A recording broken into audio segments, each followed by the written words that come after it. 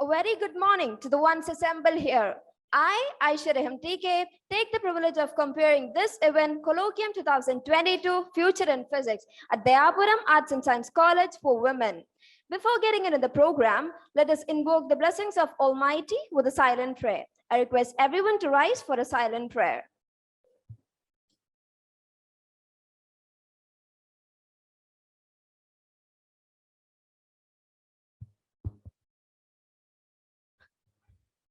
Colloquium refers to a meeting or a seminar which is usually of an academic nature where different scholars, lecturers, specialists delivers information regarding particular topics. Now, I invite Munjiba of Finally of Physics to deliver the welcome speech.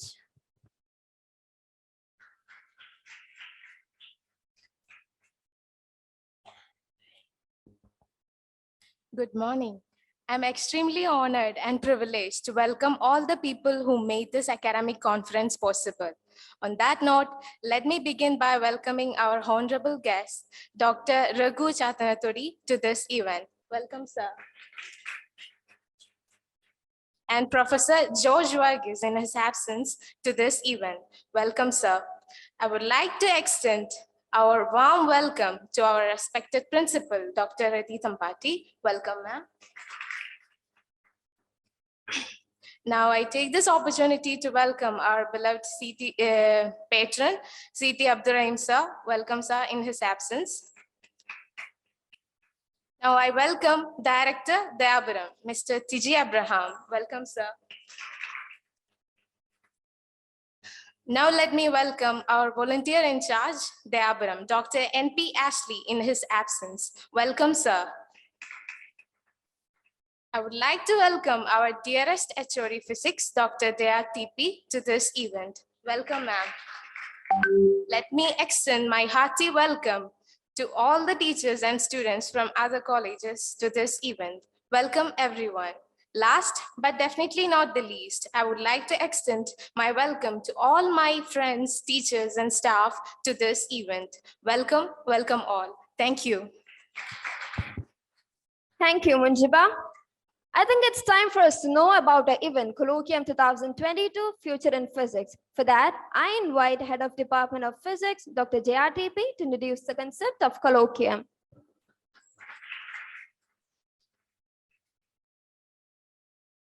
Good morning, everyone.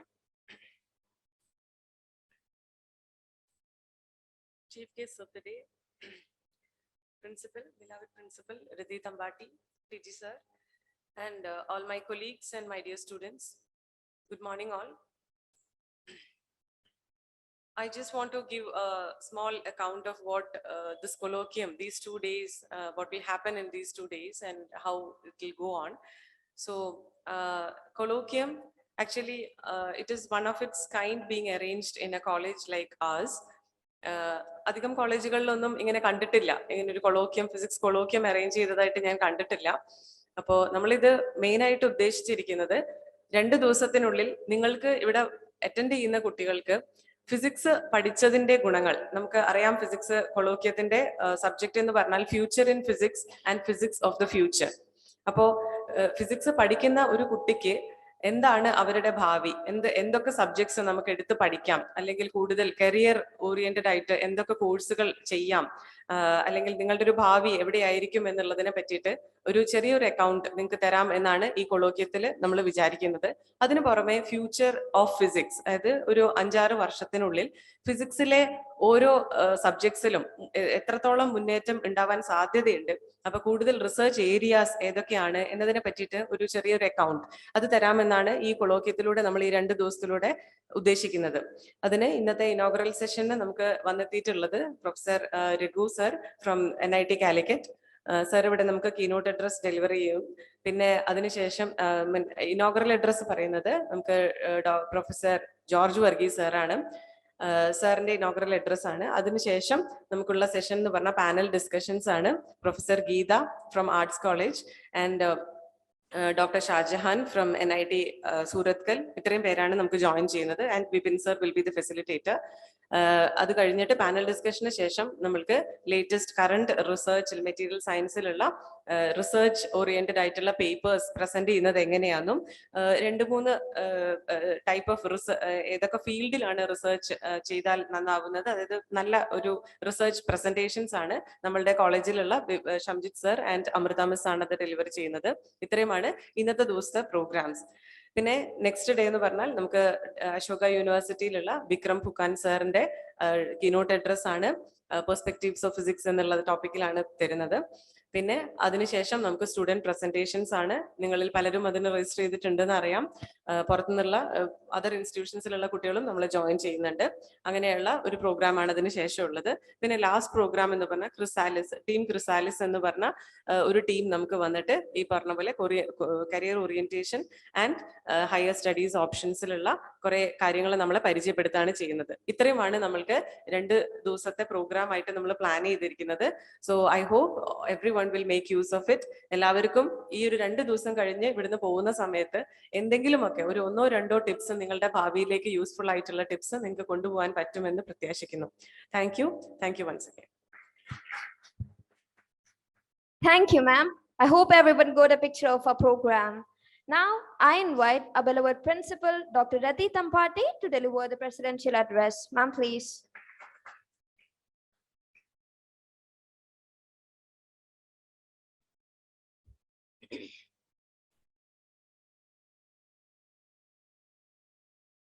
ഇങ്ങനെയൊരു physics കൊളോക്യം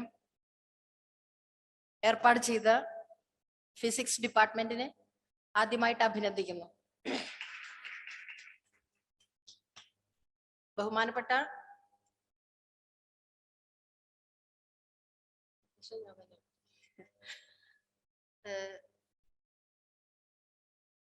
Raghu sir keynote address പറയാൻ എത്തിയിരിക്കുന്നു.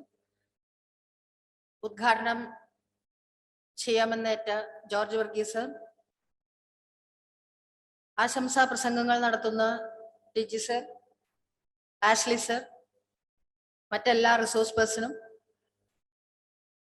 കുട്ടികൾക്കും ഇതിന്റെ പിന്നിൽ പ്രവർത്തിക്കുന്ന ഓരോരുത്തർക്കും എൻ്റെ വിനീതമായ നമസ്കാരം.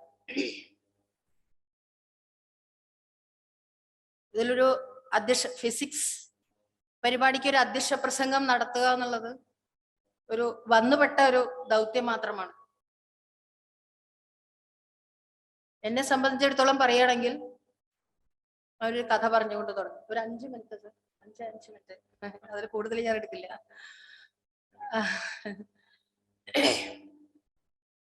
ഒരു കടലിന്റെ നടുവിൽ ഒരു പാറ, ആ പാറപ്പുറത്ത് ഒരു വളരെ ദുഃഖത്തോടു കൂടി ഒരു മുഷിഞ്ഞ വസ്ത്രമൊക്കെ ഇട്ടിട്ട് ഒരാള് ആ പാറപ്പുറത്ത് ഇരിക്കും. എന്തോ വളരെ ദുഃഖം ഉണ്ട് അയാളുടെ കണ്ണില്. ഞാൻ കഥ പറയണം കേട്ടോ. അയാളിങ്ങനെ ഓരോ കല്ലെടുത്തിട്ട് ഇങ്ങനെ വെള്ളത്തിലേക്ക് എറിയുക. നമ്മളൊക്കെ ഇങ്ങനെ ചെയ്യാറില്ല, വെറുതെ ഇങ്ങനെ കുറെ എഴുതും, ഇങ്ങനെ സിനിമയിലൊക്കെ കാണുന്ന മാതിരി ഓരോ കടലാസ്. നമുക്ക് എന്താ ചെയ്യേണ്ടതെന്ന് അറിയില്ല, മനസ്സിൽ കുറെ കാര്യങ്ങൾ ഉണ്ടാവും, പക്ഷെ ഒന്നിനും ഒരു വ്യക്തത ഇല്ല. ആരോടൊക്കെ എന്തൊക്കെയോ പറയണമെന്നുണ്ട്, പക്ഷെ പറയാൻ പറ്റുന്നില്ല. അങ്ങനെയുള്ള സമയത്ത് ചെയ്യുന്ന ഓരോ പ്രവൃത്തികൾ. ചിലവരിങ്ങനെ സ്വിച്ച് ഇട്ട് ഓൺ ഓഫ് കാണാറുണ്ട് സിനിമയിലൊക്കെ. ചിലവരിങ്ങനെ ഇതേമാതിരി ആളുകൾ ഓരോ കല്ലെടുത്തിട്ട് ഇങ്ങനെ എറിഞ്ഞു. നമുക്ക് കഴിഞ്ഞ അവസാനം നല്ല മഴ പെയ്തു. അയാൾ നനഞ്ഞൊലിച്ച് വീട്ടിൽ പോയിട്ട് അയാള് ഷർട്ടും എന്തൊക്കെയാ വെച്ചാലൊക്കെ ഊരിയിട്ടു, നനഞ്ഞു ഊരിയിട്ടു. അപ്പൊ അയാൾ കിടക്കുമ്പം അയാളുടെ സഹോദരിയോ ഭാര്യയോ ഏതെങ്കിലും ഒരാള് വന്നിട്ട് തിരുമ്പാടുത്ത് ഷർട്ട് തിരുമ്പാടുത്തപ്പോ അതൊന്ന് നോക്കിയപ്പോ ഒരു വൈഡൂര്യം. അപ്പൊ വന്നിട്ട് പറഞ്ഞു, അല്ല നിങ്ങൾ അയ്യോ ഞാൻ കഷ്ടപ്പെട്ടു, ഞാന് വെറും കല്ലാന്ന് വിചാരിച്ച് ഫുൾ എറിഞ്ഞത് മുഴുവൻ വൈഡൂര്യങ്ങളായിരുന്നു, ഇതൊന്നും ബാക്കിയുള്ളൂ. അയാൾ അതുകൊണ്ട് അത് വിറ്റ് സുഖമായിട്ട് ജീവിച്ചു എന്നൊരു കഥ. ഞാൻ ഉണ്ടാക്കിയ കഥയാണോ അത് കേട്ടത് എനിക്ക് ഓർമ്മയില്ല, തലയിൽ പെട്ടെന്ന് വന്നത്.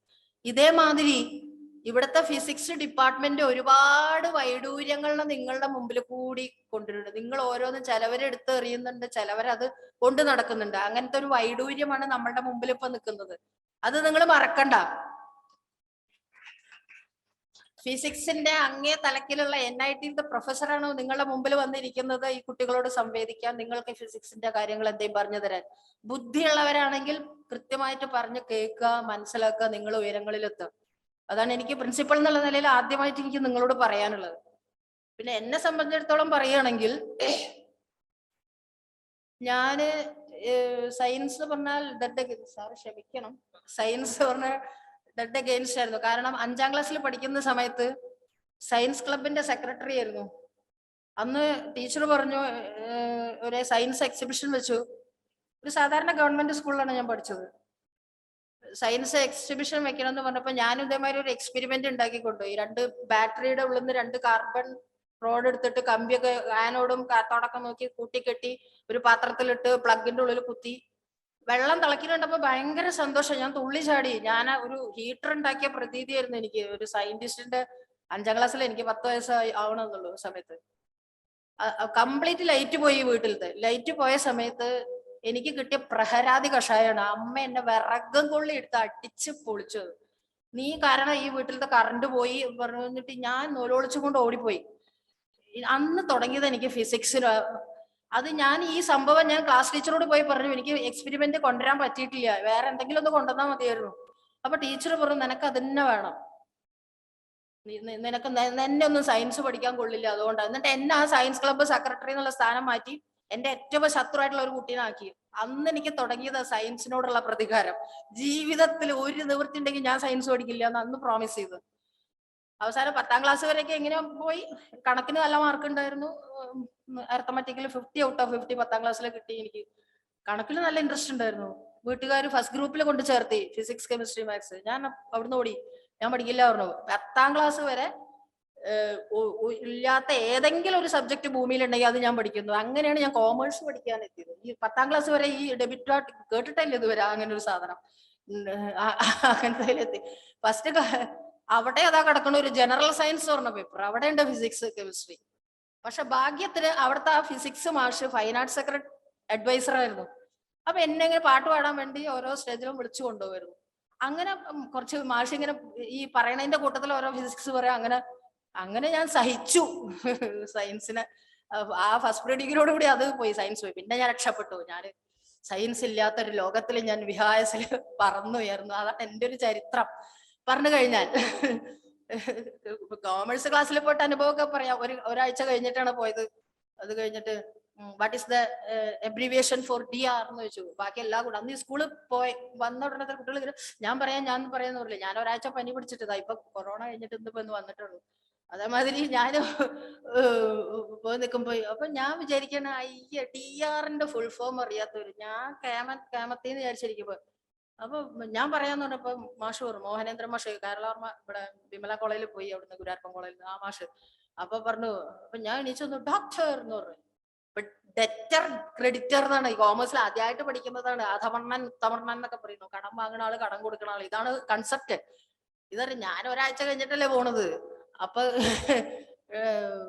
പിന്നെ അപ്പൊ മാഷ് പറഞ്ഞു, ദെൻ CR4 പറയൂ. അപ്പൊ എന്താണ് ഡോക്ടർ ആണെങ്കിൽ എന്താണ്? ഞാൻ പറഞ്ഞു കമ്പൗണ്ടർ.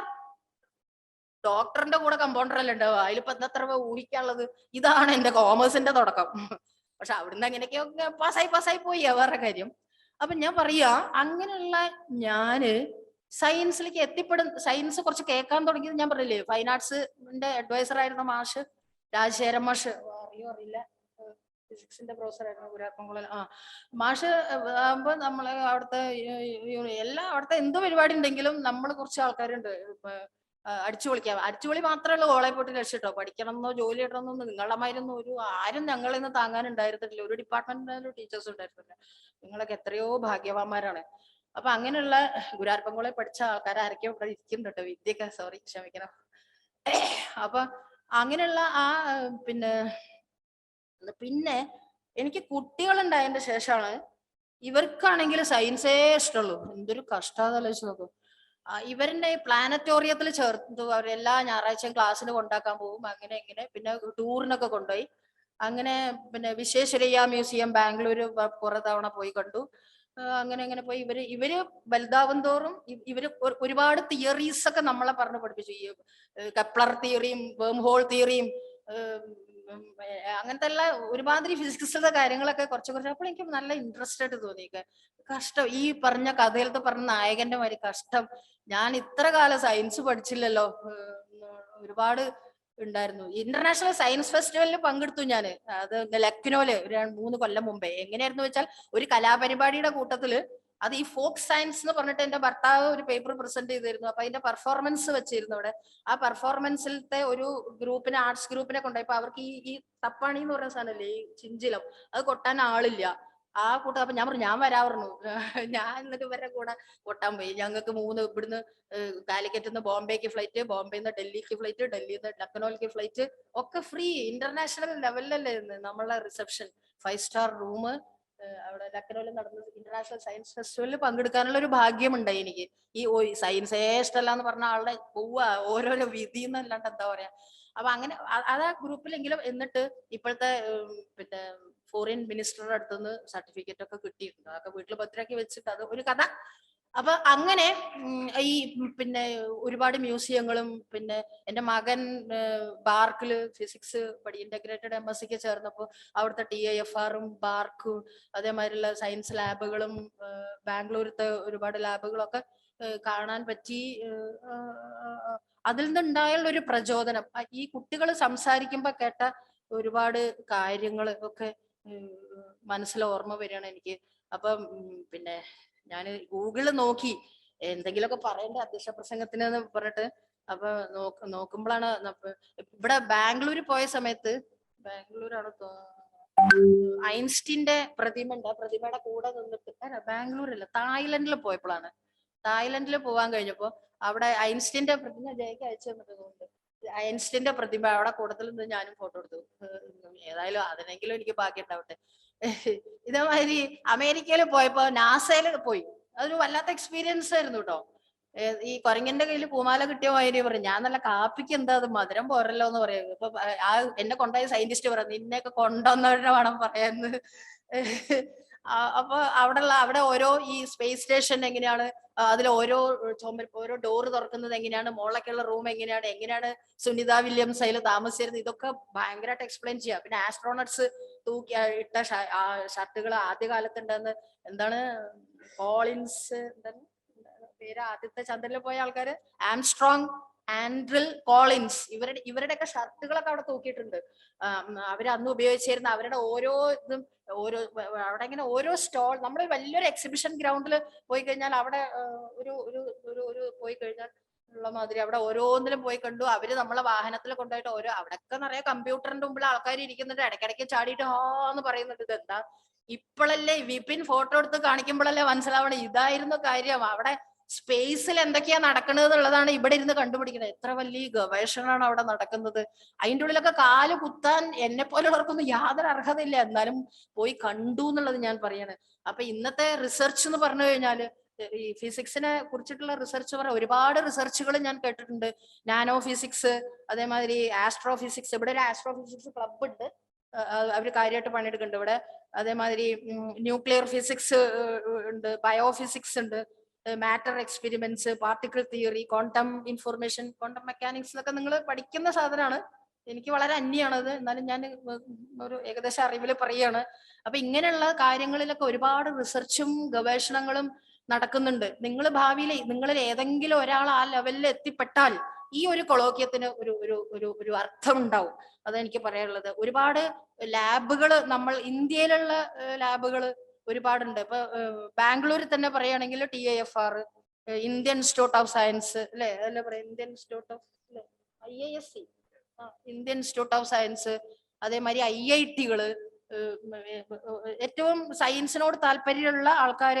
അതേമാതിരി തിരുവനന്തപുരത്തിനുണ്ട് ഐസർ തുടങ്ങിയിട്ടുള്ള ആൾക്കാർ. പക്ഷെ അവിടെയൊക്കെ നിങ്ങൾക്ക് പിന്നെ കുസാറ്റ്, നമുക്ക് കേരളത്തിൽ നമുക്ക് തൊട്ടടുത്തിട്ടുള്ള NIT-കള് ഒക്കെയാണ് കൂടുതലും ഫിസിക്സിൽ പരീക്ഷണങ്ങളും ക്ലാസ്സുകളും ശാസ്ത്രങ്ങളും ഔട്ട് ഓഫ് സിലബസ് കാര്യങ്ങൾ ഡിസ്കസ് ചെയ്യുന്നത്. ഇപ്പൊ NIT അടുത്തായതുകൊണ്ട് ഞങ്ങൾക്ക് സാറിനെ കിട്ടി, ഇവിടെ പ്രസംഗിക്കാൻ കിട്ടി. അതൊരു വൈഡൂര്യാണ്, അത് ഞാൻ തെറ്റിദ്ധരിക്കരുതെന്ന് പറഞ്ഞത്.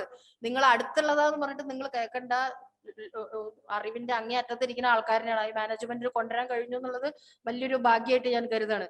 പിന്നെ പറയുകയാണെങ്കിൽ ഈ നമ്മളിവിടെ ഫ്യൂച്ചർ എന്താണ് സബ്ജക്ട്, ഫ്യൂച്ചർ ഇൻ ഫിസിക്സ്. എനിക്കിത് ശരിക്കും കൺഫ്യൂഷൻ ആണ്. ഫ്യൂച്ചർ ഓഫ് ഫിസിക്സ് ആണോ, ഫ്യൂച്ചർ ഇൻ ഫിസിക്സ് ആണോ, എന്താന്ന് ഞാൻ ആദ്യം ജയോട് ചോദിച്ചത്. എന്താ സംഭവം ശരിക്ക്? ഫിസിക്സിന്റെ, അതായത് ഈ ഫിസിക്സ് എവിടെ ചെന്ന് നിൽക്കും എന്നുള്ള കാര്യം. അപ്പൊ അതായത് ഇപ്പൊ ഈ ഒരു ബുക്കിന്റെ കാര്യത്തില്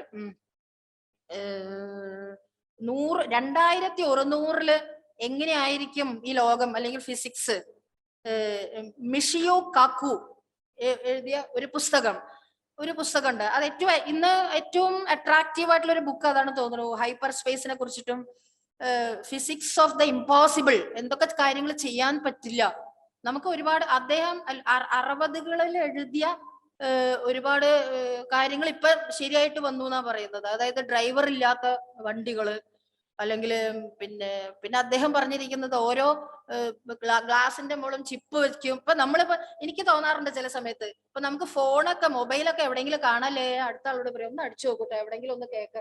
ഇതേമാതിരി വീട്ടിൽ നിന്നൊക്കെ ഓരോ കറികളൊക്കെ ആയിട്ട് അടുത്ത വീട്ടിലേക്കൊക്കെ പാത്രങ്ങൾ കൊണ്ടുപോയിട്ടോ കാണില്ല, ഇവിടെ നിന്ന് അടിച്ചാൽ എവിടെയുള്ളതെന്ന് അറിയണല്ലോ. ജമ്മത കൊടുത്താൽ തരില്ല. ഞാൻ പറയാറുണ്ട് ക്ലാസ്സിൽ 5 കാര്യങ്ങൾ ആർക്കും കൊടുക്കരുത്. എന്ന് തുടങ്ങിയിട്ടുള്ള 5 കാര്യങ്ങൾ. പണം ആർക്കും കൊടുക്കരുത്, പണ്ടം ഗോൾഡ് ആർക്കും കൊടുക്കരുത്, പുസ്തകം ആർക്കും കൊടുക്കരുത്, കിട്ടില്ല. പിന്നെന്താണ്, പെണ്ണ്, വീട്ടിലത്തെ പെൺകുട്ടികളുണ്ടെങ്കിൽ അടുത്ത വീട്ടിൽ പോയിരുന്നാ പിന്നെ ആ വഴിക്കൊന്ന് പൊക്കോളൂ, പിന്നെ ഇങ്ങോട്ട് വരില്ല. ഇതേമാതിരി പണ്ടം, പണം, പാത്രം, പെണ്ണ്, പുസ്തകം, ഈ 5 എണ്ണം ഒരാൾക്കും കയ്യിലുണ്ടെങ്കിലും കൊടുക്കരുത്. പുസ്തകം നിങ്ങൾ കൊടുത്തു നോക്കൂ, തരില്ല. ഇതേമാതിരി പാത്രം കൊടുത്തു നോക്കൂ, അടുത്ത വീട്ടിൽ കുറച്ച് കൂട്ടാനോ പായസമാക്കി കൊടുത്തു നോക്കൂ, നമ്മൾ പോയി ചോദിച്ചാലേ തിരിച്ചു തരുള്ളൂ. ഞങ്ങൾക്ക് അനുഭവം കൊടുക്കില്ല. അപ്പൊ ഇതിന്റെ മുകളിലൊക്കെ ഒരു ചിപ്പ് വെച്ചാൽ എങ്ങനെ ഉണ്ടാവും? അങ്ങനെ ഇദ്ദേഹം, ഈ ശാസ്ത്രജ്ഞൻ പണ്ട് 60കളിലാ തോന്നുന്നു എനിക്ക് എഴുതി വെച്ചിട്ടുണ്ട്. അപ്പം ഇങ്ങനത്തെ ഓരോ കാര്യങ്ങൾ അപ്പൊ നമ്മള് ഇപ്പൊ ആസ്ട്രോഫിസിക്സിനൊക്കെ പറയുകയാണെങ്കിൽ ഒരുപാട് അല്ലേ, എന്താ പറയണത്, ഈ നമ്മളെ അതർ പ്ലാനറ്റ്സിലുള്ള ജീവികളെ, എലീൻസിനൊക്കെ കുറിച്ചൊക്കെ നമ്മൾ സിനിമയിൽ, ഇംഗ്ലീഷ് സിനിമയിലൊക്കെ കാണാറുണ്ട്. അല്ലെങ്കിൽ നമ്മള് ഒരു ഇംഗ്ലീഷ് നോവൽ ഉണ്ടായിരുന്നില്ലേ ഈയിടെ, ഗംഭീരമായിട്ട് എല്ലാവരും വായിച്ചിരുന്ന കുറെ സീരീസ്, ഒരു ഇമാജിനറി നോവൽ, ഹാരി പോട്ടർ. ആ നോവലിലൊക്കെ പറഞ്ഞ ഓരോ കാര്യങ്ങൾ നമ്മളൊക്കെ അതേമാതിരി ആണെങ്കിൽ ഇംഗ്ലീഷ് സിനിമ ഞാൻ കാണാറുണ്ട്. ഒരു വിരലുമ്പിൽ ഒരു മോതിരിട്ടു, യെസ് അയാളെ കാണില്ല, മാൻഡ്രാക്കിന്റെ ഒക്കെ കഥ. അങ്ങനെയൊക്കെ ഫിസിക്സ് എവിടെ എത്തിപ്പെടും നമുക്ക് പറയാൻ പറ്റില്ല. ഈ 3000-ത്തിലും മേതെ ലോകങ്ങൾ, ഈ മിൽക്കി വേല് 3000-ത്തിലും മേതെ ലോകങ്ങളുണ്ട്. അല്ലെ വിപിൻ, ക്ഷമിക്കണം കേട്ടോ, എനിക്ക് വലിയ അറിവോട് കൂടിയിട്ടല്ല ഞാൻ പറയുന്നത്. 3000 ആണോ 300 ആണോ എന്ന് എനിക്ക് കൃത്യം അറിയില്ല. അങ്ങനത്തെ ലോകങ്ങളും അവിടെ വെള്ളത്തിന്റെ അംശം ഉണ്ടെന്നും, അല്ലെങ്കിൽ പിന്നെ അവിടെയൊക്കെ അതിനെ കുറിച്ചിട്ടുള്ള ഗവേഷണങ്ങളൊക്കെ നടന്നുകൊണ്ടേയിരിക്കുകയാണ് ഇവിടെ. ഫിസിക്സ് എവിടെ ചെന്നെത്തുന്നു നമുക്ക് പറയാൻ പറ്റില്ല. നമുക്ക് അല്ലേ, ഇപ്പൊ കുറച്ച് കഴിഞ്ഞിട്ടുണ്ടെങ്കിൽ ഇപ്പൊ പിന്നെ ബയോഫിസിക്സിലൊക്കെ ഒരുപാട് ഗവേഷണങ്ങൾ നടക്കുന്നുണ്ട്. ബയോഫിസിക്സിൽ ഇപ്പൊ നമ്മുടെ ശരീരത്തിലുള്ള അവയവങ്ങളെന്നൊക്കെ ഉണ്ടാക്കിയിട്ട്, ഇപ്പൊ ബദരിയിലും അവിടെയൊക്കെ പോയപ്പോ കണ്ടു ഓക്സിജനൊക്കെ തൂക്കിയിട്ടുണ്ട്. 1 ലിറ്ററിന് ഇത്ര. കുറച്ച് കഴിഞ്ഞാൽ ഇവിടെ കട്ടങ്ങളിലൊക്കെ ഉണ്ടാവും ഓക്സിജൻ ഇത്ര. അല്ലെങ്കിൽ മനുഷ്യന്റെ അവയവങ്ങൾ, ഹൃദയം ഇത്ര, 10 റുപ്യക്ക് ഹൃദയം തരുമോ? ഇല്ല.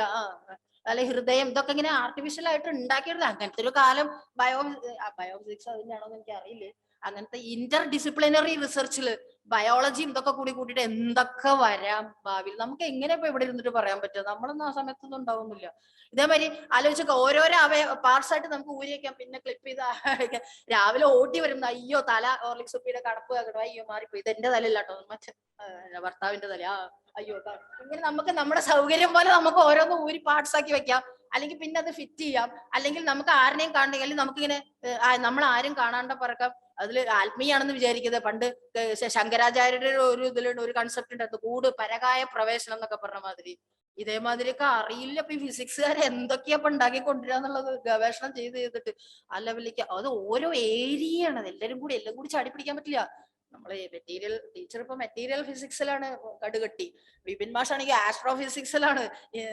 അപ്പൊ നിങ്ങളുടെ ഈ ബേസിക് ഇൻട്രസ്റ്റ് വെച്ചിട്ട് നിങ്ങൾ ആദ്യം ചെയ്യേണ്ടത്, ടീച്ചർമാരോടും കൂടിയുള്ള അപേക്ഷയാണ് എനിക്ക്, ഈ അറ്റ്ലീസ്റ്റ് നമ്മളുടെ ഇന്ത്യയിലുള്ള ലാബുകൾ കുട്ടികളെ പരിചയപ്പെടുത്തപ്പെട്ടു. അവിടെയൊക്കെ പോയി കഴിഞ്ഞാല് അറ്റ്ലീസ്റ്റ് വിശേഷരീയ ബാംഗ്ലൂർ പോയാൽ മതി, ഒന്നില്ല, ഇത്രയല്ലേ ദൂരമുള്ളൂ. അല്ലെങ്കിൽ കൊണ്ടുപോവാ നിങ്ങളെ, എന്നിട്ട് കുട്ടികൾ അവരെ കൊണ്ട് ലാബിൽ കാണിക്ക് കാര്യങ്ങള്. അപ്പോഴല്ലാണ്ട് ഇവിടെ ഇരുന്നിട്ട് ഇങ്ങനെ അങ്ങോട്ടും ഇങ്ങോട്ടും വർത്തമാനം പറഞ്ഞിട്ടൊന്നും ഒരു ഫിസിക്സ് എന്ന് പറഞ്ഞാൽ എക്സ്പെരിമെന്റലാണ്. അല്ലാണ്ട് ഈ സാഹിത്യമാണെങ്കിൽ പറയാം, ഞാൻ പണ്ട് പറഞ്ഞ മാതിരി ഞങ്ങളുടെ കോളേജിലെ ഒരു ടീച്ചർക്ക് PhD കിട്ടിയത് MT വാസുദേവൻ നായരുടെ തെരഞ്ഞെടുത്ത നോവലുകളിലെ കഥാപാത്രങ്ങളിലെ ചിന്താഗതികളുടെ വ്യതിയാനം എന്തെന്നാണിപ്പോ MT വാസുദേവൻ നായരുടെ തെരഞ്ഞെടുത്ത നോവലുകളിലെ കഥാപാത്രങ്ങളിലെ ചിന്താഗതികളുടെ വ്യതിയാനം. ഒരു മലയാളം ടീച്ചർക്ക് PhD കൊടുക്കുന്നു. അതേമാതിരിയാണോ സയൻസുകാര്? അവര് ജീവിതം തന്നെ ഡെഡിക്കേറ്റ് ചെയ്യാണ് പിന്നെ സയൻസിന് വേണ്ടിയിട്ട്. അവര് ഈ യൂണിവേഴ്സൽ പ്രിൻസിപ്പിളാണ്. ഇവിടെ ഒന്ന് പറഞ്ഞാൽ അതിനെ ആയിരിക്കും അമേരിക്കയിലോ അതല്ലായാലും അയർലൻഡിലായാലും അതല്ല ന്യൂസിലൻഡിലായാലും ആഫ്രിക്ക ആയാലും ഒരേ റിസൾട്ട് കിട്ടും. ദറ്റ് ഈസ് എക്സ്പെരിമെന്റൽ അനാലിസിസ് കഴിഞ്ഞാൽ അവിടെ നിർത്തുന്നില്ല സയന്റിസ്റ്റുകൾ. അത് രാമറുടെ ഇലയുടെ ഒക്കെ കുറിച്ച് നോക്കിയിട്ടില്ല, അയാൾക്ക് തെളിയിപ്പിക്കാൻ പറ്റിയിട്ടില്ല. ഇതേമാതിരി തെളിയിപ്പിക്കുമ്പോൾ മാത്രമാണ് PhD. അപ്പൊ ഇവിടെ ഇരിക്കുന്നവരൊക്കെ PhD-കാരുടെ മുമ്പിലാണ് ഞാൻ ഈ വിളമ്പുന്നത് എന്നുള്ള കുറ്റബോധം എനിക്ക് നല്ലോണം ഉണ്ട്. എന്നാലും എന്തെങ്കിലുമൊക്കെ അധ്യക്ഷ പ്രസംഗം എന്ന് പറയണ്ടേ കുട്ടികൾക്ക് എന്തെങ്കിലും. അപ്പൊ നിങ്ങൾ ചെയ്യേണ്ടത് നിങ്ങൾ എല്ലാ ലാബുകളിലും കാണുക. നിങ്ങൾ കോമ്പറ്റേറ്റീവ് എക്സാമിനേഷൻ എഴുതിയിട്ട് ഇങ്ങനത്തെ ഇൻസ്റ്റിറ്റ്യൂട്ടുകളിൽ അഡ്മിഷൻ നേടിയാൽ തന്നെ നിങ്ങൾ ലിഫ്റ്റിന്റെ മുകളിൽ കയറി ആദ്യത്തെ അതിൽ കയറി നിന്ന് സ്വിച്ച് ഇട്ടാൽ മതി. പിന്നെ നിങ്ങളൊന്നും അറിയണ്ട. നിങ്ങളിങ്ങനെ നിങ്ങളെ അവിടുത്തെ ടീച്ചേഴ്സ് അവിടുത്തെ സയന്റിസ്റ്റുകളെ നിങ്ങളെ പൊക്കി പൊക്കി പൊക്കി ടോപ്പ് ഫ്ലോറിൽ എത്തിക്കും എന്നുള്ള കാര്യത്തിൽ യാതൊരു സംശയമില്ല. അതിനു വേണ്ടി നമുക്ക് ഇവിടെ എത്തിയിരിക്കുന്ന മാന്യ അദ്ദേഹത്തിനെ രഘു സാറിനെ ഞാൻ പ്രിൻസിപ്പൽ എന്നുള്ള പേരിൽ ഈ കോളേജിലേക്ക് ഹാർദമായി സ്വാഗതം ചെയ്യുന്നു. അദ്ദേഹത്തിന്റെ വിലയേറിയ വാക്കുകൾ നിങ്ങൾക്കും ഞങ്ങൾക്കും ഉപകരിക്കുമെന്ന വിശ്വാസത്തോട് ഒരിക്കൽ കൂടി എല്ലാവരോടും നന്ദി പറഞ്ഞുകൊണ്ട് നിർത്തുന്നു. നന്ദി, നമസ്കാരം. Thank you, ma'am. Nextly, we have Professor George Verghese. Professor George Verghese is an eminent physicist, published author, and educationist who is currently working as Senior Research Officer under the Government of Kerala. Previously, he served as Head of Department of Physics, Calicut University, and Director, Kerala State Council for Science, Technology, and Environment. He has also taught at SB College, Changanasheri as Associate Professor and Maravanias College, Trivandrum as Emeritus Professor. He has also authored 17 books on different aspects of science and scientists. I welcome Professor George Verghese to propose the inaugural address.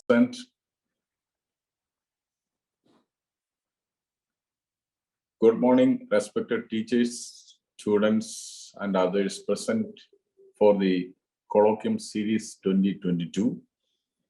I am extremely happy to be here, though it is online, to be with you for this very important activity of Dayapuram College. I understand that the college is performing well in all areas of education, especially in the field of physics. I am very happy, and indeed it is a great pleasure for me to associate with this institution. And this is a colloquium series about the future of physics and physics in future, I think so. Regarding that, that is a very interesting subject and interesting topic indeed. We know that the future is technology oriented. Technology can change our future. That is what is happening for the last 100 years or so. We physicists know how to calculate the change in speed at each second when a body is moving under the influence of certain force or acceleration. For a freely falling body, the speed changes by 9.8 meters per second in every second, irrespective of its mass. This was first noticed by Galileo in a simple experiment conducted from the top of the leaning Pisa Tower. That means gravity does not discriminate between massive or light bodies. Galileo found this very interesting and important aspect of gravity. Now we are about to speak to another type of acceleration in which everything changes not linearly but exponentially. Exponentially in the sense that it doubles or triples in a very short duration of time. So we are living in such a very rapid environment where technology is changing exponentially. We know what is exponential. and what is exponential growth as well as exponential decay. Similar to that, our technology is growing in a rapid phase or in a rapid manner. It is not linear, as I mentioned earlier. We know that our great grandfathers lived in an environment that is entirely different from that of us today. The great grandfather's life was roughly the same as his great grandson's life or granddaughter's life. They didn't spoke about the generation gap or cultural indifferences during their lifetime. Today, a 70-year-old man doesn't know how to upload or update his operational system of his small smartphone, but his 7-year-old grandchild, does it quite easily. That is a change. The old man still prefer his enjoyment in a big screen theater, filled with filled with a lot of crowd and surrounded by all kinds of foul smell and others. But the younger generation is happy with enjoying movie on his or her handheld screen, and the entertainment was supplied by Netflix or Amazon. So between old and young, their likes and differences have huge separation or huge change or huge difference. Their aspirations are also different. Their perception is also uncomparable. The younger generation today is living in an exponentially changing global environment.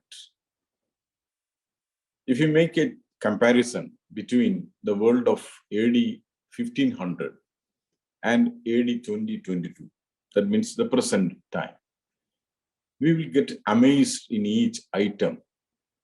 For example, 500 years back, our houses were made up of mud and fibers. But today, we use cement, steel, processed wood, glazed ceramic tiles, plastics, and coated steels, and all such elegant materials. So there was a huge difference between the materials used for house construction. Look at our roads. It was muddy in some 500 years back and shorter in length and congested. And it was prepared by cleaning the land debris. And we are not, in fact, using any machinery to level the roads. It was curved, filled with mud and dust. There was no drainage provisions. Today, we know how to construct speed highways, both for heavy transport and for light transport, for cycle pathways and for walkways. We know how to construct roads with all kinds of sophisticated technologies and signals and all other things. Now look at the vehicles our ancestors used. They used animal-powered vehicles, and that were totally replaced by fossil fuel-filled vehicles, fossil fuel-powered vehicles, or even electric-powered vehicles, and small as well as big-sized ones, sophisticated and more and more complicated ones. Now, today we are going to use autonomous vehicles. Vehicles are moving by its own technology. Now, the water transport, look at the water transport. All types of ships or vessels running over the surface of water, different varieties are there. Earlier it was not so. Look at the air transport. It was in fact not even known before 1925. So that was a rapid change happening in all such sectors. Look at the information communication system. in the ancient era, people used clay or mud tablets to store information, store data, or on the papyrus sheets made from the fibers of papyrus leaves to store the information. Now we are not using that. Towards the end of the 20th century, information was stored on acrylic plates by some kind of analogous technology. And later on, magnetic strips. Now digital technology transferred everything. And we are using sophisticated information storage as well as retrieval systems today. You know that electricity was discovered in the 18th century, but it took almost 200 years for the effective and efficient use of electricity in producing, for lighting our residential areas, and as well as for running the motors and other things. See, it took a long period for its practical use. So all such transformations were linear in a sense. It was slowly moving, slowly transforming. But today, the transformation is not linear. That is what I want to mention this morning. The transformation is exponential. Towards the end of 19th century, radio signals were used for wireless communication. But the instruments were bulky, sluggish, and also very slow. It was driven by vacuum tube technology. But in 1947, that was totally replaced by solid state technology. I know that it was in 1907, Graham Bell started a small company in Manhattan, the Bell Laboratories, AT&T Bell Labs, AT&T. That was, the intention was to produce the instruments for telecommunications. They used huge vacuum tubes for generating or for devices, for constructing such devices. But later, they thought that that technology is not good because very huge and bulky instruments were there for the production of electromagnetic waves used for radio communications. And they started thinking of another or a different way to improve the system. Three young men joined AT&T Bell Labs in the 1930s, early 1930s or late 1920s. William Shockley, John Bardeen, and Walter Brattain. They started developing another technology, and they were succeeded in finding out a new technique that was a transistor, the first solid state device for electric or electronic instruments.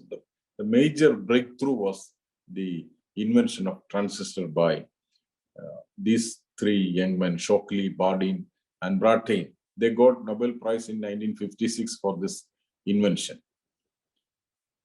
You know that has changed everything in a sense. So from that period, from 1947 or so hardly 60 years back or 70 years back, we are moving from analogous technology phase to digital technology phase. Now we are in a digital technology era. In the same period, almost, see that was in fact a linear growth at that time. That linearity has been slowly changing to exponentiality from the 1940s or 50s onwards. So in the 50s or in 58, Jack Kilby developed the first integrated circuit. Jack Kilby also got Nobel Prize in physics for this invention. Almost at the same time, a group of young men led by Gordon Moore and Robert Noyce started a company in near San Francisco or in the Silicon Valley. That was the company. Their company was called Fairchild Corporation. And this Fairchild Corporation also started developing integrated circuits or microchips. That Fairchild Corporation later became the Intel Corporation, now a big corporate company, the Intel Corporation. That company, in fact, is responsible for the development of all types of microprocessors used in computers worldwide. Gordon Moore at that time, in 1965, Gordon Moore noticed that the number of transistors used in the microchips were getting doubled in every 18 months. So he proposes an empirical law that every year and a half, that is in every 18 months, computers got twice as powerful and their cost stayed almost the same because they are using double the number of transistors in the circuits. So more and more transistors are integrated into smaller chips. The size of the chip does not go large or does not increase much. Now we are using double core processor, quad core processor, and octa-core processor and the like, using more and more millions and millions of computers in a small instrument. So in 1965, Moore observed or Moore proposed this law. This is in fact even today known as Moore's golden rule, that every 18 months, the number of transistors in a small microchip is getting doubled and their efficiency is also getting doubled. That means efficiency is improving in almost every 18 months. Now we are using a small computer or a laptop which is more powerful than what we have used 2 years back. That was the growth, in fact, we are observing. This is an exponential growth. The nature of exponential growth is that first it is very slow, later on it goes on rapidly. Now we are in the rapid phase of change.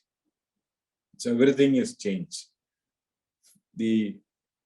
Now, if Moore's law is applied, then more and more it is possible to accommodate more and more number of transistors in smaller and smaller chips. Is it possible always, or can we go on adding more and more transistors in smaller and smaller chips indefinitely? Our physics says that it is not possible, because integrated circuits have a small difficulty associated with their size. If you add more computers in a smaller area, then the transistors becomes closer and closer to each other. In 1971, for example, the channel distance, that means the separation between two transistors in a microchip, was roughly 10,000 nanometers. 10,000 nanometers is 10 to the power of minus 5 meters. By the turn of this millennium, or 82,000, it was roughly 100 nanometers, the separation channel space. That means 10 to the power of minus 7 meter. Today, it was close to 5 nanometers. That means 5 into 10 to the power of minus 9 meter. So at this small gap, what happens is that the electrons have the chance of jumping from one transistor to the other one without any instruction or random jumping, because they are very close. The layers are very close. from one layer, the electron can tunnel or jump to the other layer. That is what physics says.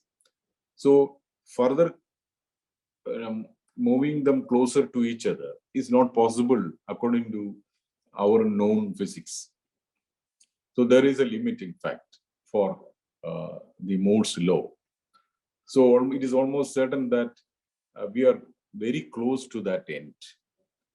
So from here onwards, we may not be able to develop more complicated processor capable of giving us more processing capacity. So there is a limit. But again, physics comes to rescue that. We are developing quantum computers with super fast speed. Quantum entanglement is possible at very low temperature. Scientists or physicists found that. Now, if it is so, we can use quantum bits for computation instead of digital bits like 0 and 1. We know that we are using the 0 and 1 technology. We are transforming everything into 0 and 1. That is a digital technology. And now we are going to replace that 0 and 1 technology to the quantum states, quantum up state or quantum down state. Quantum particles, we are using the spin states of certain quantum systems. Spin up, for example, is one state. Spin down is another state. They are equivalent to the 0 state or 1 state in a digital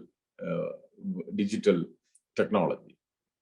So using this quantum bits, it is possible to do quantum calculations or computations. And scientists in their laboratory have also almost developed, stabilized the qubits in quantum systems.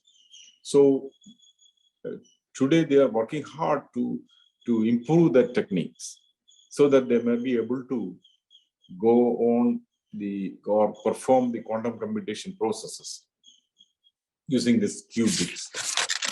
That is what quantum theory or quantum computation says, that it is possible to further improve the efficiency of computers.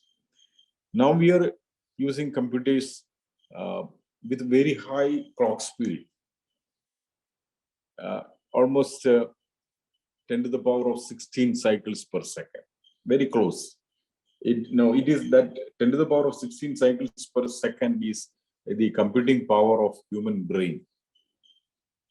Now, people working in the field of computers says that by the end of this year or so, or by 2023, we will reach the computing power of a human brain, that is 10 to the power of 16 cycles per second. Within 25 years time, or in the next 25 years, the average computing power of a laptop will be almost the total power of all the human brains currently on Earth. That means if all the human beings think together, work together for a common problem, they will arrive at a solution. That same solution can be obtained using a laptop. That will be the power of a computer almost in 2050. In 2050, see the rapid change that is going to happen. So that means the technology is accelerating exponentially rapid. It was slow at the beginning, but it is rapid now. New computers are capable of designing even faster. What is surprising is that the computers itself are designing new processors. One computer is capable of designing another computer. No human intervention is needed. So the new computer designed by the old machine is even faster and efficient, more efficient. Ray Kurzweil the director of engineering at Google in the late 1990s, calls a law that is called the law of accelerating returns. Energy fields are quantum energy, so the emerging fields in quantum computers, artificial intelligence, robotics, nanotechnology, biotechnology, material science, networks, sensors, and all such things will converge and grow exponentially. That is what he suggests. Will converge together and grow exponentially. Converge in the sense that if one technological development is exponentially moving up, then that will in turn make an exponential growth in the other field also. That is what the technologies are converging. They were formerly independent at the beginning, but now they are integrated. Say, for example, simple example is the science and humanities area. Now, there was in fact no relationship between what is happening in scientific world and at the realm of human society or in societal laws. They were not connected to each other. Now we know that whatever be the changes happening in the technology front, people are adapting their technology front to improve their circumstances and their environment. Now our laws, even the laws are framed in accordance with the digital era. Say, for example, the banking, for example. Earlier we used the paper and pen technology or method for calculating interest and for transacting business and other things. Now we are totally abandoned them. And we are using the digital technology for money transactions and for all kinds of business transactions, etc. Even today for purchasing, for building and everything, we are using digital technology. So any change in the software is happening, or any change in the hardware is happening in the technology front, then immediately that will be adopted in the application level also in all fields. So they are getting integrated. So that is why every field is exponentially changing, rapidly changing. So such a kind of change era is going to happen in the coming future. I told you that about quantum computers. Similar is the area of artificial intelligence. Machines are getting intelligent. Artificial intelligence, in a sense, is good as well as bad. Now, every technology has two aspects. Certain things are very good. Certain things, if we are not using it properly, it will adversely affect our growth or the human society. Similar to that, artificial intelligence, robotics, nanotechnology, biotechnology, all things are good in one sense. They are, in fact, even though if it is not good or bad, technology is coming and technology is growing exponentially. So we have to adopt the technology in all the fronts, on all areas of life.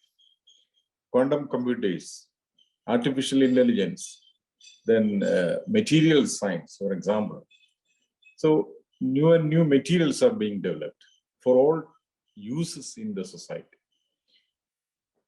See, we are in fact living in a world of material transformation, in a sense, we say that. Earlier, we used unprocessed materials or unfabricated materials. Now we are using processed as well as technology incorporated things, so that for our everyday life, everyday use, we use different forms of or varieties of materials to transform our life. For example, the energy conversion technology. Take a simple example. We know we need new materials for converting solar energy to electrical energy. The efficiency at the beginning was very poor. Now we know that how to develop new materials so that the efficiency is large. Another thing is the electric storage materials. Now we are almost using lithium-ion batteries in mobile phones as well as almost in all energy storage devices. Lithium-ion batteries are more efficient than the previous kind of batteries. We need new materials or new technologies for improving the system. Why we need to improve the system? Because we need more power, we need more fast processes, we need more information storage materials. For all such things, we need new materials. New materials are not only used in technology front, but also used in bio front also. We have to develop new drugs. You know, the recent COVID pandemic that everybody knew, that totally devastated the life on earth. Very rapidly, people developed some kind of efficient vaccines for controlling that disease. How it was possible, made possible?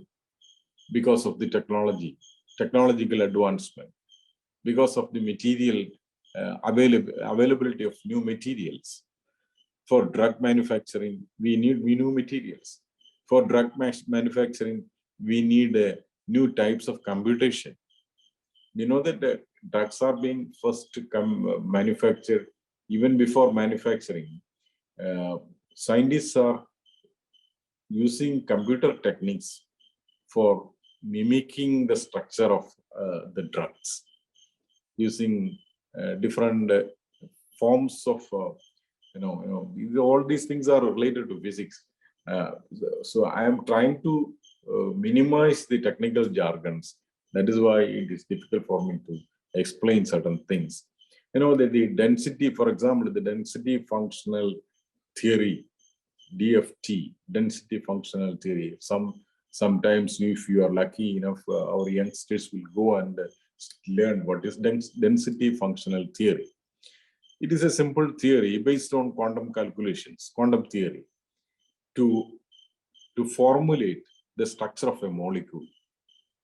Now, if we have different types of atoms, for example, hydrogen, carbon, nitrogen, chlorine, and other things, and if you fix the positions of these atoms, take n number of carbon atoms, n number of hydrogen atoms, and other things, and create a big molecule. What will be the shape of the molecule? There are computer techniques for designing their architecture of that molecules. Now, if you design the architecture of that molecule, in fact, you can predict the property of such a molecule. And if this is the property of such a molecule, then definitely, if it is useful, you can construct the molecule physically. So your computer will tell you how to construct the molecule physically. So using this software and other such techniques, you will be able to make a new material out of the molecules that have been assembled by your computer. So from the theoretician's desk to the practical laboratory, you can go and construct the materials. This is in fact a route for constructing drugs, for example. Therefore, that you use all the computational techniques. You are using all types of physical as well as chemical knowledge you have acquired about the type of atoms as well as molecules, and the analytical techniques you have acquired, and use them to create this new material. Not only for drugs, for all types of use, you can use the material. So that is what I said, that when there is a development in quantum computation or any computation, that will be useful for biotechnology also. That will be used for bioengineering also. So all these techniques are getting converged to each other. And these converging technology is in fact growing rapidly. For example, 3D printing technology that will be used for constructing new, not only materials, constructing new assemblies of for example, structures, for constructing new structures. Then the blockchain system, that is in fact another emerging area, the blockchain system, that you are transferring the money or a business from one end to the other without touching. We are transferring the business from one end to the other without knowing each other, but we are all connected using the blockchain technology, from the augmented reality to virtual reality area. So all these things are getting changed in a very rapid manner. So human society is growing up in a rapid manner. Everywhere we are using, in fact, the use of physics that you studied in your classroom. The basic thing is that the science that you have studied in your classrooms. For science, physics is almost the fundamental field or fundamental area.